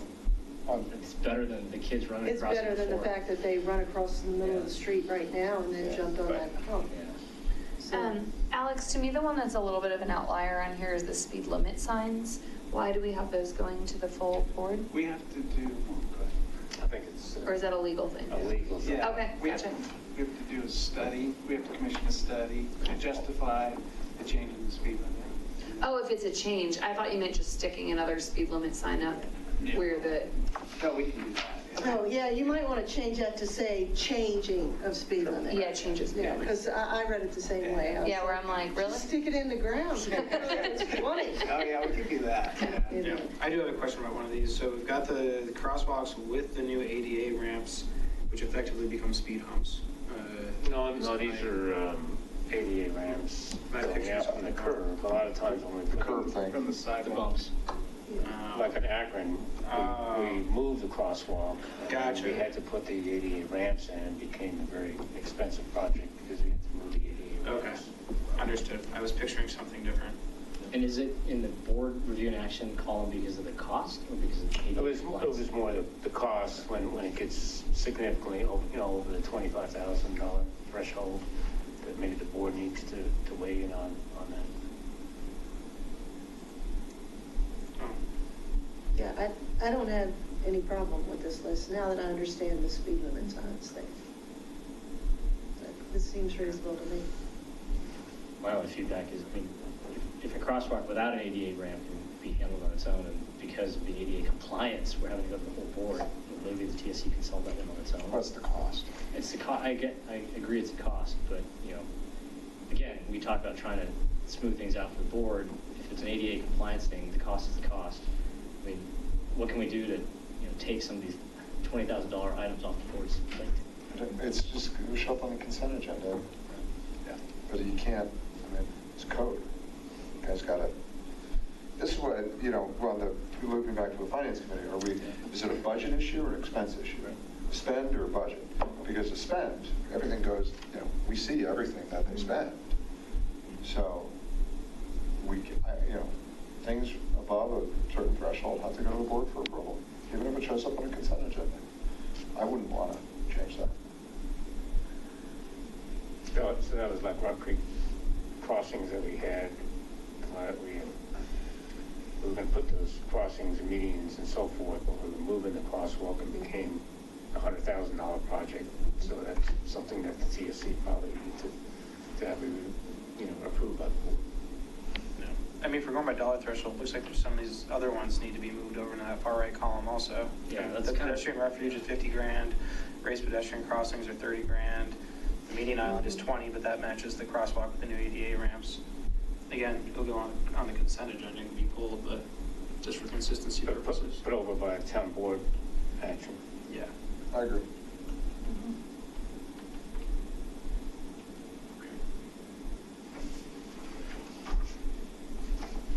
All right, basically, in general, the things that are gonna, things that we spend money on are going to the board for approval. Things that you might get an email that we may disrupt somebody's quality of life because it's a speed bump or something. We're gonna, I think the TSC, you guys keep me honest, but I think we're gonna try to go to you and say, after this traffic study, after an exhaustive level of 3 conversations and 18 months of analysis, we've decided to convert from a temporary speed hump to a permanent speed hump on, this location. And the process is now pretty long and, Right. Documented. documented is what we're guys looking for, not just long. I think the only Feels long. It does. The only piece that's not really resolved well, and I don't know if there is a good resolution, is when TSC does push something forward with a recommendation or whatnot, and there's a disagreement with someone on the board. Because then it goes back to you guys, but you guys already passed it. So it almost needs to, at that point, become a board conversation. Can you clarify? Sorry, I'm not following this. The way Matt, so Yeah. if you guys push forth from the TSC a recommendation to do something, and there's and whether it's through The example I would give is the Well-Done stop signs. yes. The TSC had a review, discussion, recommendation to remove the stop signs. There was objections from the board, multiple board members about it. Oh, we never had it. I didn't bring that back to the board just because of the whole Well-Done, bad feelings, the neighborhood. That's one example. Gotcha. So, I mean, if it goes back to TSC, you guys can then, I guess, discuss whether you want to push again and just we make this a board I have a point of view on it, as you know. Yeah, we all recognize his view. Well, my point of view was to not have a point of view for once. Yeah. Actually, I was strong-armed. It can either die just a quiet death, or it becomes a board conversation, because otherwise it goes back to you guys then do the exact same thing, goes back to the board, there's board objections, goes back to you, and it becomes this loop, or it just has to become a full board conversation, or it just goes away. I mean, I think the TSC can make a recommendation, we'll vote on it, it comes to the board, we can have a conversation, pull from the consent agenda. If the board decides to, overrule the TSC, I think that's perfect. Yeah. And it just means that means you guys need to stop doing your updates during. Yeah, no, I think the you're board absolutely updates. right. We have to Everything be- needs to go on consent agenda. No, it's the update, and then if it's a directional headline, sure, that sounds great, but, hey, wait a minute, I think we need to talk about this. Okay, let's put a pause button and put it on the consent agenda for 2 weeks. Right? I mean, it's an appropriate process. So I didn't realize the stop sign issue, I hadn't heard that. Well, just throw the stop signs on the consent agenda and have it downloaded. Yeah. Somebody could pull it? Yeah. It's fine. This is like, this is sometimes feels more emotional than it needs to be. It's just. Yeah, I mean, this is also where I kind of see it the same way I see some of our citizen committees as well. If we're going to put people on a committee, we have to trust that they're going to do a good job. There's a difference, though. Our citizen committees don't get to make these decisions. They aren't given decision power. More money. Yeah. I don't know. I disagree with that. Plus, we can overrule them, and I think that's exactly can, what we're talking and- about here. yeah. Is if the TSC makes a terrible decision, Yeah. we never will, but it could happen. The board should have the opportunity to just, veto it. We'll see when you get on Rock Creek Circle. So. Okay. 8? I think I might have been the one who suggested this. So this stems from, with our committee vacancies, I do find it disappointing when we have a vacancy, we only have one person, it feels like we don't have much of a choice. So I was suggesting, what if we just say once a quarter, we'll fill the vacancies, kind of round up all the applicants until that point, and then do a round of interviews so that hopefully we're getting a choice of a couple candidates rather than just saying, well, here's the one who applied in the last week, so take them or leave them. Yeah, Laura, I completely agree. I actually do a biannual. That's fine, It'll yeah. help clean up the board calendar, number one. I think at the Louisville Library meeting for their one library position, they had 40 applicants, right? Because they only do, they only add people to committees like once a year, right? So you shoehorn all these people in, and you can kind of just go through the process much easier. We do that with SYLC, and it works really well. And I'm all for even collecting the applicants throughout the year, because I think we'll probably get more takers if we push it out multiple times, but. Yeah, I mean, I'm 100% supportive of this, and I had actually recommended it a while ago because I feel like we ought to be encouraging people to attend or to apply, and then being able to select from candidates instead of just throwing somebody on a committee just because they apply. I mean, Louisville has a competitive process. They have lots of applicants. It's an honor to be selected to one of their advisory committees, and I would like to see it become that for us too. So if we could do it quarterly, I think that would be great. It would also probably make our agendas much more efficient. So what about semi-annual? I think it's a great idea too, but why not twice a year? I like semi-annual. So Yeah, I mean, I'm supportive of the semi-annual. The only reason that I might be concerned about it is what if all of a sudden we got a committee with 4 vacancies and we leave it empty, I think if that's the could we case, kick we'll it do a off? special Yeah, appointment but for that. I think the semi-annual would be better, but I'm just concerned about. I'll take the contrarian view. There's as somebody who served on a committee for, I think, about 6 years, when you're running into problems with being able to make quorum, all of a sudden that committee can't do anything. So now you're wasting people's time. B, if we're having people submit these applications and then just sitting around, whereas they could be actually participating, where's the value in that? We aren't Louisville. When was the last time we received so many applications that we could actually have a contest? I think tonight was the first time that would even come close with CAPS, and we had 2 people pull out. I mean, get to this, but that's not reality. This isn't something that's in existence for us. I mean, all we're doing is hamstringing our committees by not having a full and active roster, and we're sending a message to our residents that, yeah, thanks, just sit around for the next 6 months, and then we'll get to you eventually. I mean, I would just counter, I think we're hamstringing our committees if we are appointing the first person to apply rather than waiting until there's a good candidate. again, Because then the committee is stuck with that person, even if they're not necessarily the best candidate.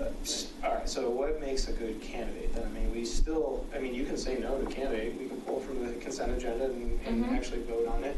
I mean, again, we're not getting enough volunteers to even have this conversation. But I think it's more subjective if if it comes along and one person comes up and we go, oh, nope, you're not the right candidate.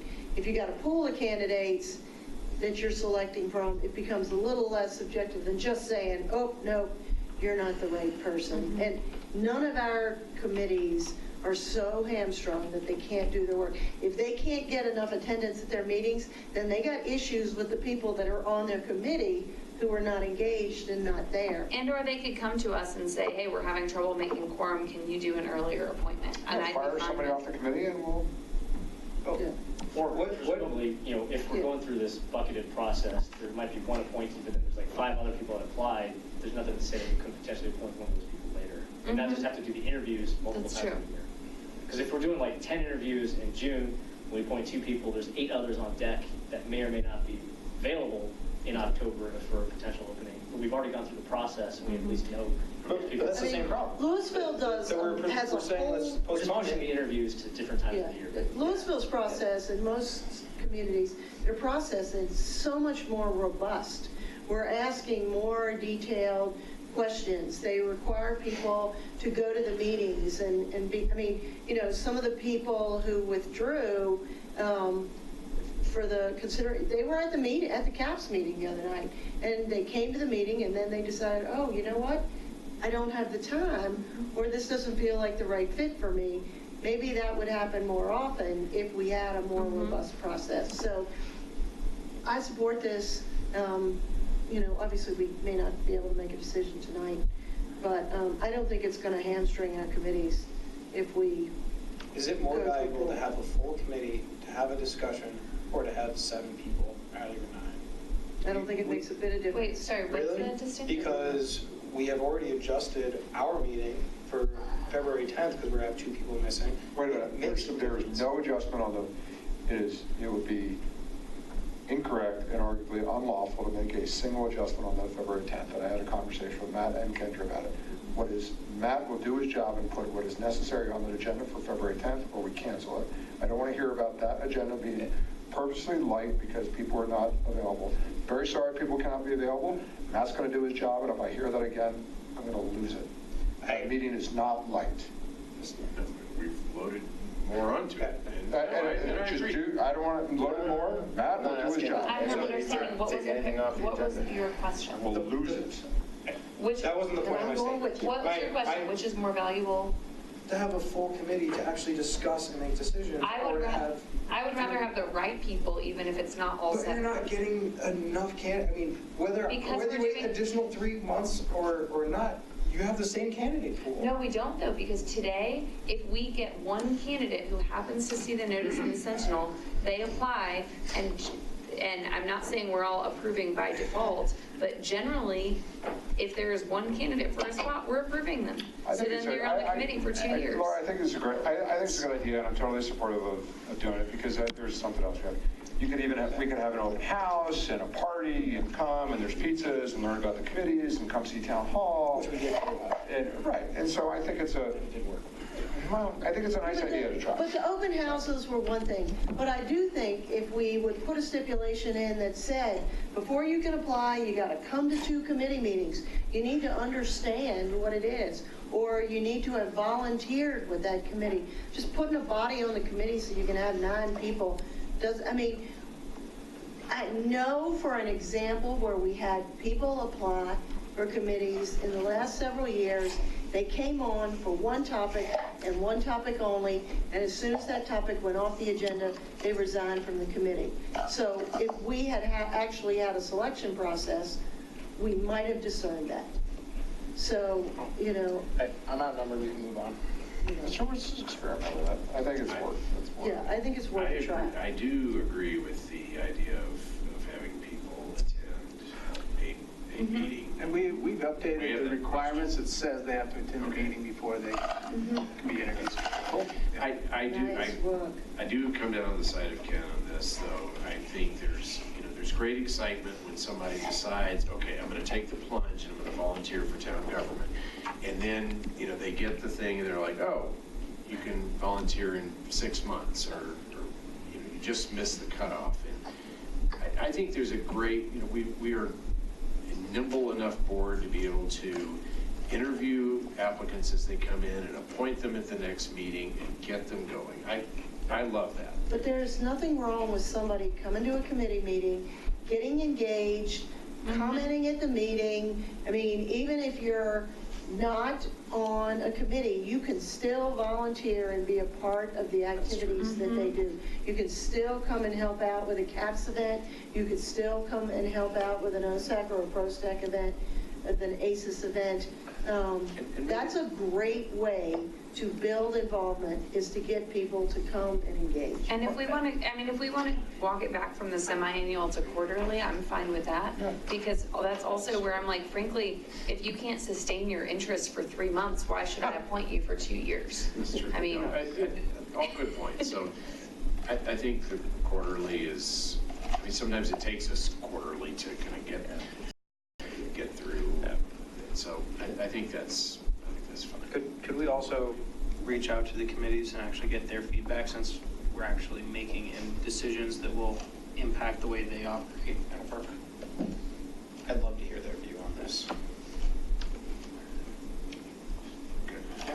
Staff liaisons can do that. And so we transition to quarter? Okay. Quarterly. I mean, because the thing we can say, I can say to OSAC at the next meeting, this is what we've decided to do. Now, if you are absolutely panic struck because you're short 2 members, right, then ask we'll us do to a special, expedite it. yeah, But, that's no problem. but I've Good never, about that, right. I'm not really sure that, let's give them the flexibility of saying, we're panicked, we can't get anything done. Okay. Affordable housing. Okay. Affordable housing. Yeah, so this was requested to be added, and I think just to gauge the board's interest in doing some sort of affordable housing project, either with a partner like Boulder Housing Authority, or maybe a private developer that does affordable housing projects. Town may go out and, discuss with the property owner about partnering with them to do a project on their property. There's some properties around town that could be a possibility. Or the county is, I think, looking to put on the ballot measure tax increase to fund affordable housing projects and services throughout the county. So we could do something if that tax is approved, but just to gauge the board's appetite to possibly do a project this year. So I'll start. I love it. I've been advocating for it for a while. I think the problem is because we're such a small community, it's going to be difficult to find a location. I don't think it's fair or lawful to require a developer to set aside affordable housing at this point. I think the perfect spot should be the TOD when that's ready to go. I don't know exactly what that would mean, but I think we should start talking with RTD and the property owners, how that works, to when it eventually gets developed. I want to make sure that part of that is set aside for, or I don't want to say set aside, but he's contributing towards the affordable housing issue within Boulder County. I think I totally agree with what Clint said. When you look at how other communities are helping to solve it, and you look at our numbers that have 0, it's I don't want to say it's shameful, but it's something that I think this community should be participating towards solving the problem within Boulder County. It's not going to be easy because of the size, right, and we're effectively fully developed. There's not a lot we can do here, but I do think that the TOD. I think we've got a real opportunity there And I think if we can get Boulder County engaged with that, as well as the folks at the place, Brixmor and RTD, which is, that's a difficult group. I really think that this is something we need to step up to the plate on. People always get nervous when you talk about attainable housing, but, part of our job is to help people understand what it means, and why it's an important part of our town, and being able to have jobs, or have people live here who are going to do some of the jobs, particularly in our retail environment. Yeah, I'm 100% on board on this. I actually want us to do more. I don't want us to sit around waiting for Brixmor. I mean, what can we do? Like, every time we ask or expected Brixmor to do something, they don't care. We're one of 425 retail spaces, and we're probably in the middle, so what do they care? What can we do to drive this on our own? And I think back to Clint's point about making it a goal, I want some measurable progress against this next year. Actual plans. I think the county, partnering with the county at the RTD site is probably the most achievable. The challenge of that site is the structured parking and the cost of structuring it. That is where Brixmor can come into the mix, is if we can get some adjacent land to that site, then maybe we can utilize some of that and potentially not have as much structured parking costs. But I think there are opportunities there, and they are interested in adding some housing, but I think part of our communication to them is, okay, maybe some does make sense over there, but we want some workforce housing, we want affordable, whatever the buzzwords are, but that's the site, just given the proximity to transit. I think RTD will support it. I think Boulder County, is probably the best vehicle to drive it. Yes to all, and I would even be open to exploring the 76th Street properties as well. That's it. Yeah, I think that's my point. Is RTD organizationally is not exactly in a great place right now, and if we rely on them to make a decision, it's not going to happen in 2020. But what can we do to drive it on our own? 76th Street properties is our best bet if we want to do something in the near term. Well, those are. We can do both. It's privately owned, but it's something we can actually drive. We're not waiting for other people to drive the bus. But that's so I think asking town staff for strategies on what we could do, because that would mean, you can't tell them what to do, but what incentive could we offer to the, what tools can we put in the bag, incentives or otherwise, for the 76th Street owner. So I think it's correct. So a question I have on here, we're talking about affordable workforce housing, and yet what workforce do we have in Superior? Most of our residents are not working in Superior. We're not attracting a lot of people to We work have in a lot of people who work here that don't live here. Agreed. Every single job at the marketplace is a. Okay. People have been cutting my hair for the last 10 years, all live in Arvada or Brookfield. No one lives anywhere near here. They want to. Understood. I'm just saying it's not we have thousands of people we're talking about. Yeah, but there are going to be But a lot more people when we get downtown Superior. There's hundreds there, there's hundreds over there already, and you can only build a couple of hundred units, so we're not even we're just gonna chip away at it. We're not gonna solve anything.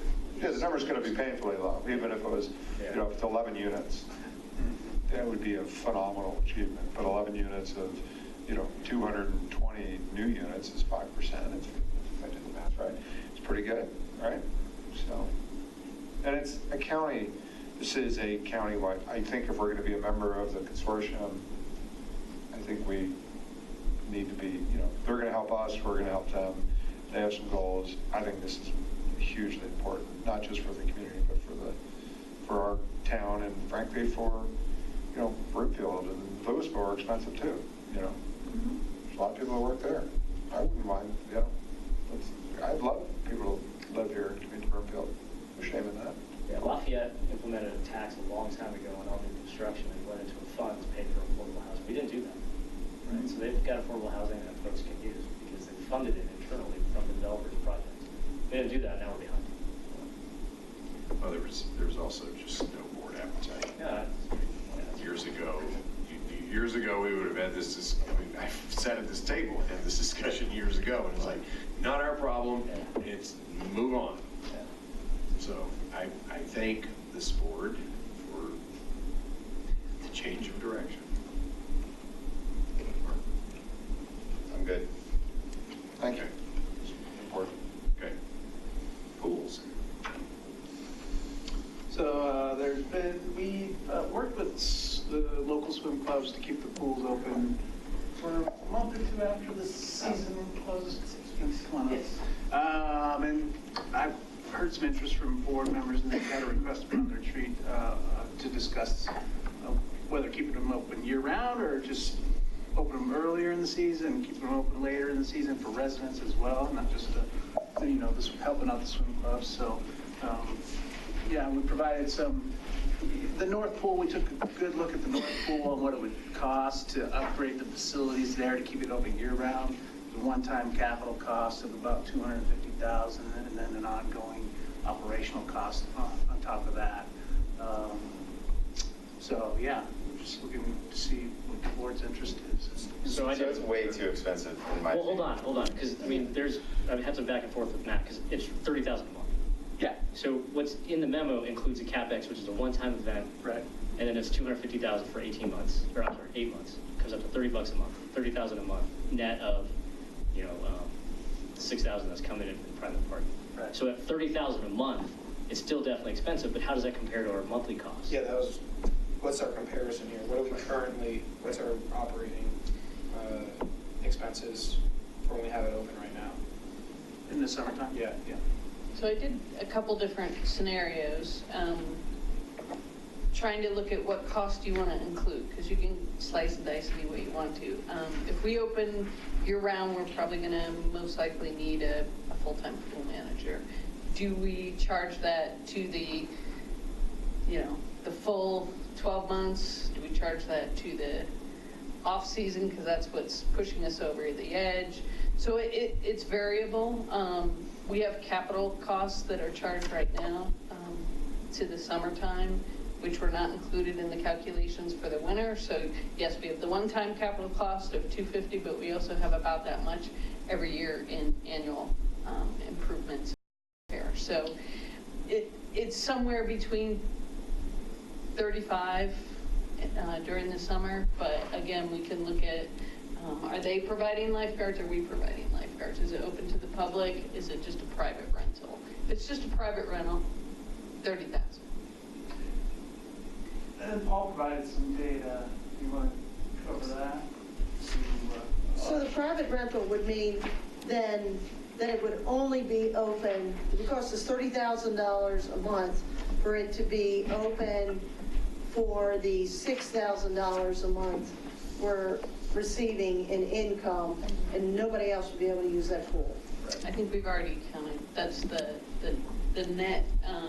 Paul already did the math on that, so that the revenue coming in was already accounted for. So we're just out 30,000. Well, no, wait, because I mean, then why are we hiring lifeguards? If Elevation is going to provide, staff, then that piece of it should get zeroed out. Yeah, what does the pool manager do? Right, so I mean, my point is, like, if we're allowing Elevations to rent it, they're not going to use it 24/7. There's going to be some capacity for residents to use it. So that's a part that I want to understand. What are the things, if Elevation's the only one that's using it, what are the actual physical costs?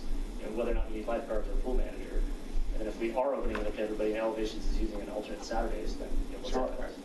I'm probably the biggest aquatic advocate on the board, I think, because my kids are swimmers, unless we stop making them swim, which they'll. It's just a non-starter for me due to the financials. I would suggest, but I am interested because Clint, paraphrase Clint, he says, we have all these amenities, parks, pools, things in town. Let's use them as much as humanly possible. We're not going to be able to ever have the we're not going to make this open to the public all year round. There's just not enough demand.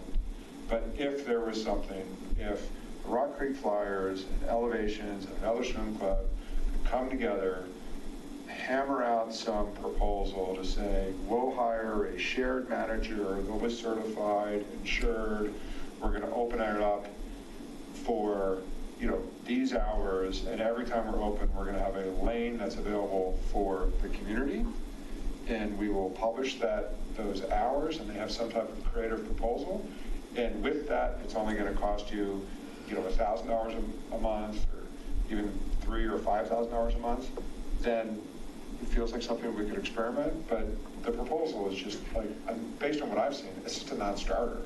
It's just way too upside down.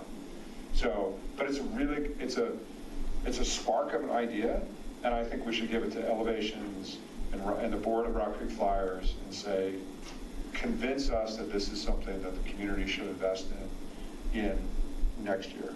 But for now, without a solid proposal, non-starter, not worth our time. So coming from a different perspective, what's the remaining life of this pool? When are we going to have to make major upgrades? Well, and that's what I expect from the pros master plan. I'm expecting them to look at these two amenities and come up with a plan of what needs to be, so we can put it in our 5-year capital. I would suggest we revisit it once we have that answer, because if we're going to end up having to invest money in retrofit, that might be the time where we can actually make the types of upgrades that we could do this in an economic fashion.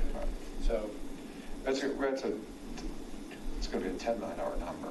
yeah, it's going to be big, but we can't. That pool's not going to last forever. Yeah. And then We've touched on this discussion before, and I mean, there is a time coming when the pool just needs to be torn down and rebuilt as a proper pool, proper facility, locker rooms, and so on. And at that point, we could explore some kind of year-round type cover, retractable, something that could truly make that year-round, but do it properly. I think I'm not really able to wrap my head around the current proposal just because the numbers are so upside down, and having this giant heated pool with the energy going up into the air, it just doesn't, I think there's involves spending a lot more money, but I think there's a lot better and more responsible ways that we can do it. So I think we should look at that master plan, and if we go to the voters for anything, I mean, this would be, to me, an ideal plan. It's like, look, here's an existing facility that we can enhance, and here's exactly how we're going to do it. I mean, this discussion, when I first got on board, this discussion got promptly shut down because there was always this hope of a rec center. Rec center. And so, no, we're not going to do anything with there because of rec center. Well, that ship has now finally sailed, and I think we should have this discussion again. As the aquatic needs are not going to go away. This pool is not getting any younger, and it's really safe for the south pool. I mean, it's going to need some investment too, particularly the north pool. So with regard to Kevin's hypothetical about somebody coming to us with a proposal, I just would like to state that for me, any proposal would have to include a public use component. I would not be supportive of anything where it's for private use only. I think other people share that, but just wanted to say that. It's just hard to, a community amenity never makes money, right? Parks don't make you money. Yeah, and I'm not saying we need to be profitable on it. I'm just saying there has to be it has to be open to the public. Yeah, that's what I mean. That's what I was like, give us a lane. Yeah, and so that's where, when I talked to the Elevations guy like 3 months ago, because I share a friend whose kid is on the pool. I mean, their whole point was they can do this, they'll rent it, they're not going to be using it 24/7. The community can use it as well. We would staff the lifeguards for the public time. And that's a piece of it I want to see. What's the time that Elevation will be using it over a week? And if the incremental cost to the town is $30,000 a month for, which is the same cost of what we spend in the summer, is there an appetite for that? right? I mean, right now, I hear from enough residents that the pools are packed in the summer. We could spread that out. You know, granted, there only may be 5 more years of life to the pool, but, you know, $250,000 investment for 5 more years of life is probably not the worst thing, because we'll get more life out of it. The pool's crowded, but not in January. That's the Right, good that's my news. point, exactly. Just, there's probably more people that would want to use a pool. Just spread it out into like March and October. So I'm not interested in you know, keeping the pools open year-round. What I would be interested in is opening the pools 2 weeks earlier and closing them 2 weeks later. And then also keeping them open later in the evening. I think they currently close maybe around 6, 7, depending on staffing. And, you know, so keep them open until maybe 8. That's the problem, is staffing. Yeah, I think our problem is staffing. Well, once the we kids go solved back that to problem school. then. You Just pay them more. Because, I mean, what I will tell you, being in a community that has a private pool, we kept our pool open as late as November when the weather's nice, but we don't have a lifeguard. And we're in a very different situation. The town could not take that risk of not having it. I like the idea of extending into the fall. You know, it's still hot into September. The problem is the staffing and whether, you know, I believe the pool would be used if we were to keep it open another 30 days. For sure. But the question is, what would the staffing costs be? I'd be much more supportive of extending the days and months that weeks and all that the pool is open than the hours. I mean, I think most families are going home at 6 for dinner anyway. I don't think there's that big of an appetite for, let's keep it open later at night. So for Neil's thing, we would still need a better proposal from the swim clubs, but Matt, you can work on those other pieces. Can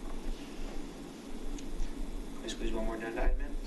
I'll encourage the board and the flyers to try to think creatively with elevations. You know, If they can get us a good proposal that we can actually consider. because neither party can do it on their own, but collectively, they probably could do something. And I think the perspective that they brought, at least to me, was when they did this, the Elks Pool in Boulder, they spent a fraction of the amount. You know, so it's always one of the things in terms of how much you really need to spend to upgrade a facility versus what you should spend. Right. Okay. I think we can do J really quick. I mean, we started talking about that earlier. Which one's that? The Renewable renewable energy. energy. So I mean, that was just basically how does the board feel about the town getting behind a commitment to have all town properties powered by renewable energy by a certain point in time? Louisville just did that. There's an article in the Living in the 0027 from Mayor Ashley Stolzman talking about Louisville just doing this. So it's kind of It sounds. convenient times.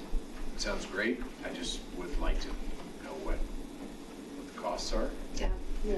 That's, I'm not comfortable setting a goal until I have a better idea of how we could get there. Yeah, I mean, you I know, know. cost and path. Yeah, Matt included some information in the packet, but it was about a decade old. Yeah. So We're having that updated. I didn't know it's much good to really make an evaluation. I think it's a commendable goal. I mean, the other thing is, we can set the goal and the next board can wipe it right back out again. But if we could figure out a way that it's actually achievable with a financial path to get there, I think it's a commendable path, so. Or we can reach out to Louisville and see what they did. Yeah. And then- That information that you mentioned was in the packet that's old. We're having the same company update. They're going to update, we'll provide that to the board, and then we can. Yeah, because certainly some of the stuff that's in there, we've already done. Yeah. So I was like, okay, that's way out of date. But I agree with Mark. I mean, this is something we should definitely go in the direction of. And I just want to be careful because because this is a very analytical board, you know, the return on investment may not be there. You know, I think a lot of people look at solar panels like, oh, you know, I'm not going to make my money back for 18 years. Like, you know, that's not the discussion. The point is renewable energy is the direction to go. It might cost you more and it might be the right decision. You know, I made the decision 10 years ago and I haven't regretted it ever since. Yeah. Except right now, the solar panels are off because of the stupid roof. Yeah, I mean, I'm not saying we don't spend money to do it. Yes, But I agreed. think, you know, if it's $4 million, Right. you know, it's different than if it's 40 million. No, we need the data, we need the cost, we need to understand it. But I think then, it's, assuming that there aren't significant roadblocks, I think that this is the sort of thing that we should lead I agree, direction is cool. So staff has direction to move forward and get that together. Test this roadmap. I think we knock out cake quick because it's pre-proposal. Compensation. Yeah. I would be supportive of this. And really, based off what Louisville just did, they have now tacked it to, they're doing it annually, which I don't understand because they don't do annual elections. But if we were to do biannual reports from staff as to increases, what the general increase or decrease for that matter is to board pay, it's something that now the board pay doesn't get left behind. And it's one of those things, frankly, I still don't think that we have hit the right point, but that's what the board analysis or the staff analysis would identify and bring back to the board. And it just gets brought up every election year. That way, when we move into the next election year, you're given the right incentive to the people to actually run. Because when I talk to people, we're not going to pay someone full-time salary to be able to do this type of job. That's not what this is, but I don't know that we're at the right spot yet. Well, when we looked at it before, we did do a comparison of what we were to other cities. You know, part of the dilemma with this is we have a policy that states that if you're currently on the board, your salary can't change. Right. So there's a whole The next election. until the next election. But then there's this disparity that you sit through for, you know, for half the board. And this solves that problem. And because so you're for having staff me, analysis every 2 years. you know, we need to talk to the town attorney about how could we change our policy in such a way You can't. that, No, that you you know, can't do. I well, think it's premature to talk about it. We just, You know, we just This is voted- an election year. This is the year to talk We about just, it. right, but we just voted ourselves a raise last year. you know, but Hold on. Or we voted that when we way. talk about the I was fact gonna that, say, We saying voted our elected officials a raise last year. It'd be. not to the amount that was recommended by town staff. And so in my view, we're still not up to the rate that it should be. but we compared it to what the salary was in other communities per capita, and we were then above what other communities were. So, you know, And we're this not is in- discussion of whether it's a barrier for people running for office. When I ran for office, it was not a barrier. The problem is, it's too low everywhere. So, I mean, comparing like what the rates are to other municipalities that are probably artificially too low to begin with, doesn't necessarily give you a reasonable, basis to make a decision. And I think the concern that's being raised by Ken, and I think by Laura, is, are you disincentivizing and dissuading people from considering volunteering-ish, running for office because it is so low? And I think you are. I mean, and so, I mean, I think the mayor should be getting $1,000 a month. I think trustees should get $700, $750, and that would be a step in the right direction. It's still not enough, but I mean, it is a step in the right direction. I would counter that the issue is not just the compensation, it's the number of hours of board meetings, Yes. right? And I think the next item on the work session is to address that. I mean, I think if you look at the amount of hours that we spend in meetings relative to some of our peers, I mean, it's great that we have lots of discussions, but we can definitely find ways to optimize some of the time. And I think if we were able to manage the time a little better, the compensation probably is fine. Yep. I have something, yeah, so my view is premature. I do think we should do cool things for the trustees to, particularly related around some of the board goals. So whether or not it's, gym memberships, which I know we get a discount, but maybe that's actually, maybe we think about paying for a gym membership, maybe that helps and it saves people $100 a month or whatever. Or, this is something I don't know if I would do more 5Ks if they were free, but, there's, Well, and we free have some- 5Ks for your families, and, I use my bus pass all the time. Yeah. Yeah, love my and I mean, bus pass. some of the, we get some things that others, Louisville doesn't get an Echo Pass, and we do. Now, I don't use mine as much as I probably will use it this fall, but, the compensation package is not just how much we're being paid. I agree, it comes back to the amount of time we are spending in meetings, and we have got to figure out a way. People just look at me and they say, I do not know how you sit in those meetings till 11:05 at night, much less 1 in the morning. So I think we're 3-3 right now. Because we have such a- informally. So, Topics. to me, the bigger topic is, how do we get our meetings under control? So, Make Have we heard a shorter Chris' opinion list yet? of topics. Yeah, well, that too, which was going to be part of my thing of, on retreats, we shouldn't have a topic on the agenda unless we've got at least 2 or 3 people that Yeah, want to do it. compensation, I would support a review an election year to get this a little bit higher. I mean, it's not going to affect me because I'm done, in 2023 or 2. You still be a trustee? No, thanks. Done. So no one does this for the money. No, the money will never be, enough, so to speak, but I do think that it helps to be part of the deal. So yes, I would support. So informally. I would just like to add, I think it's a fallacy to say, hey, just because we didn't get paid this much or just because it wasn't a barrier to election for us doesn't mean it's not a barrier for other people. That's a huge argument in discrimination right now, where it's people saying, oh, women aren't, I was a woman and I made it up through the ranks, everybody else should too. I do not want us to get into that situation. Just because we all ran for office doesn't mean this isn't keeping other people from doing so. Well, we're not having any problem getting people to run, to be trustee in the town of Superior. Just because we have people running doesn't mean it's the right people. It doesn't mean that everyone is willing to do it. So you got me. Yeah. So we have four people who Well, are. I make less money than all of you people, and I can guarantee you, I didn't run for the money. So, money is not a barrier for everybody, and if it is a barrier, then maybe it's because you're looking at the workload and you are never going to get paid enough for the amount of time we have to Before this shows up on a public meeting, we just better get our asses in gear and have some stuff done. We better have a plan for 1500 Colton. 88 better not be closed. This shows up on a public meeting that we're giving ourselves a raise, and that's exactly what we're doing. Even though that we, I know you can't give yourself a raise, that's what it's going to say, and that will reflect poorly on all of us. So let's just work super friggin' hard and then get stuff done. So when it shows up on agenda. And I'm fine bringing this back a month prior to elections or 2 months. Well, when do the I'll have to look at the last time we had the discussion.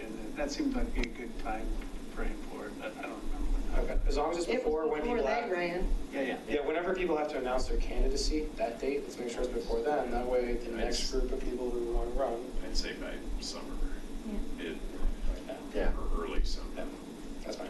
Yeah. Okay. All right. Do we dare tackle something else, or do we? I think we're at our stop time. That's for regular meetings. You're getting the evil The eye. cameras have already shut off. Half You're the getting the lights, evil eye. doors are locking. We better get out of here. All right.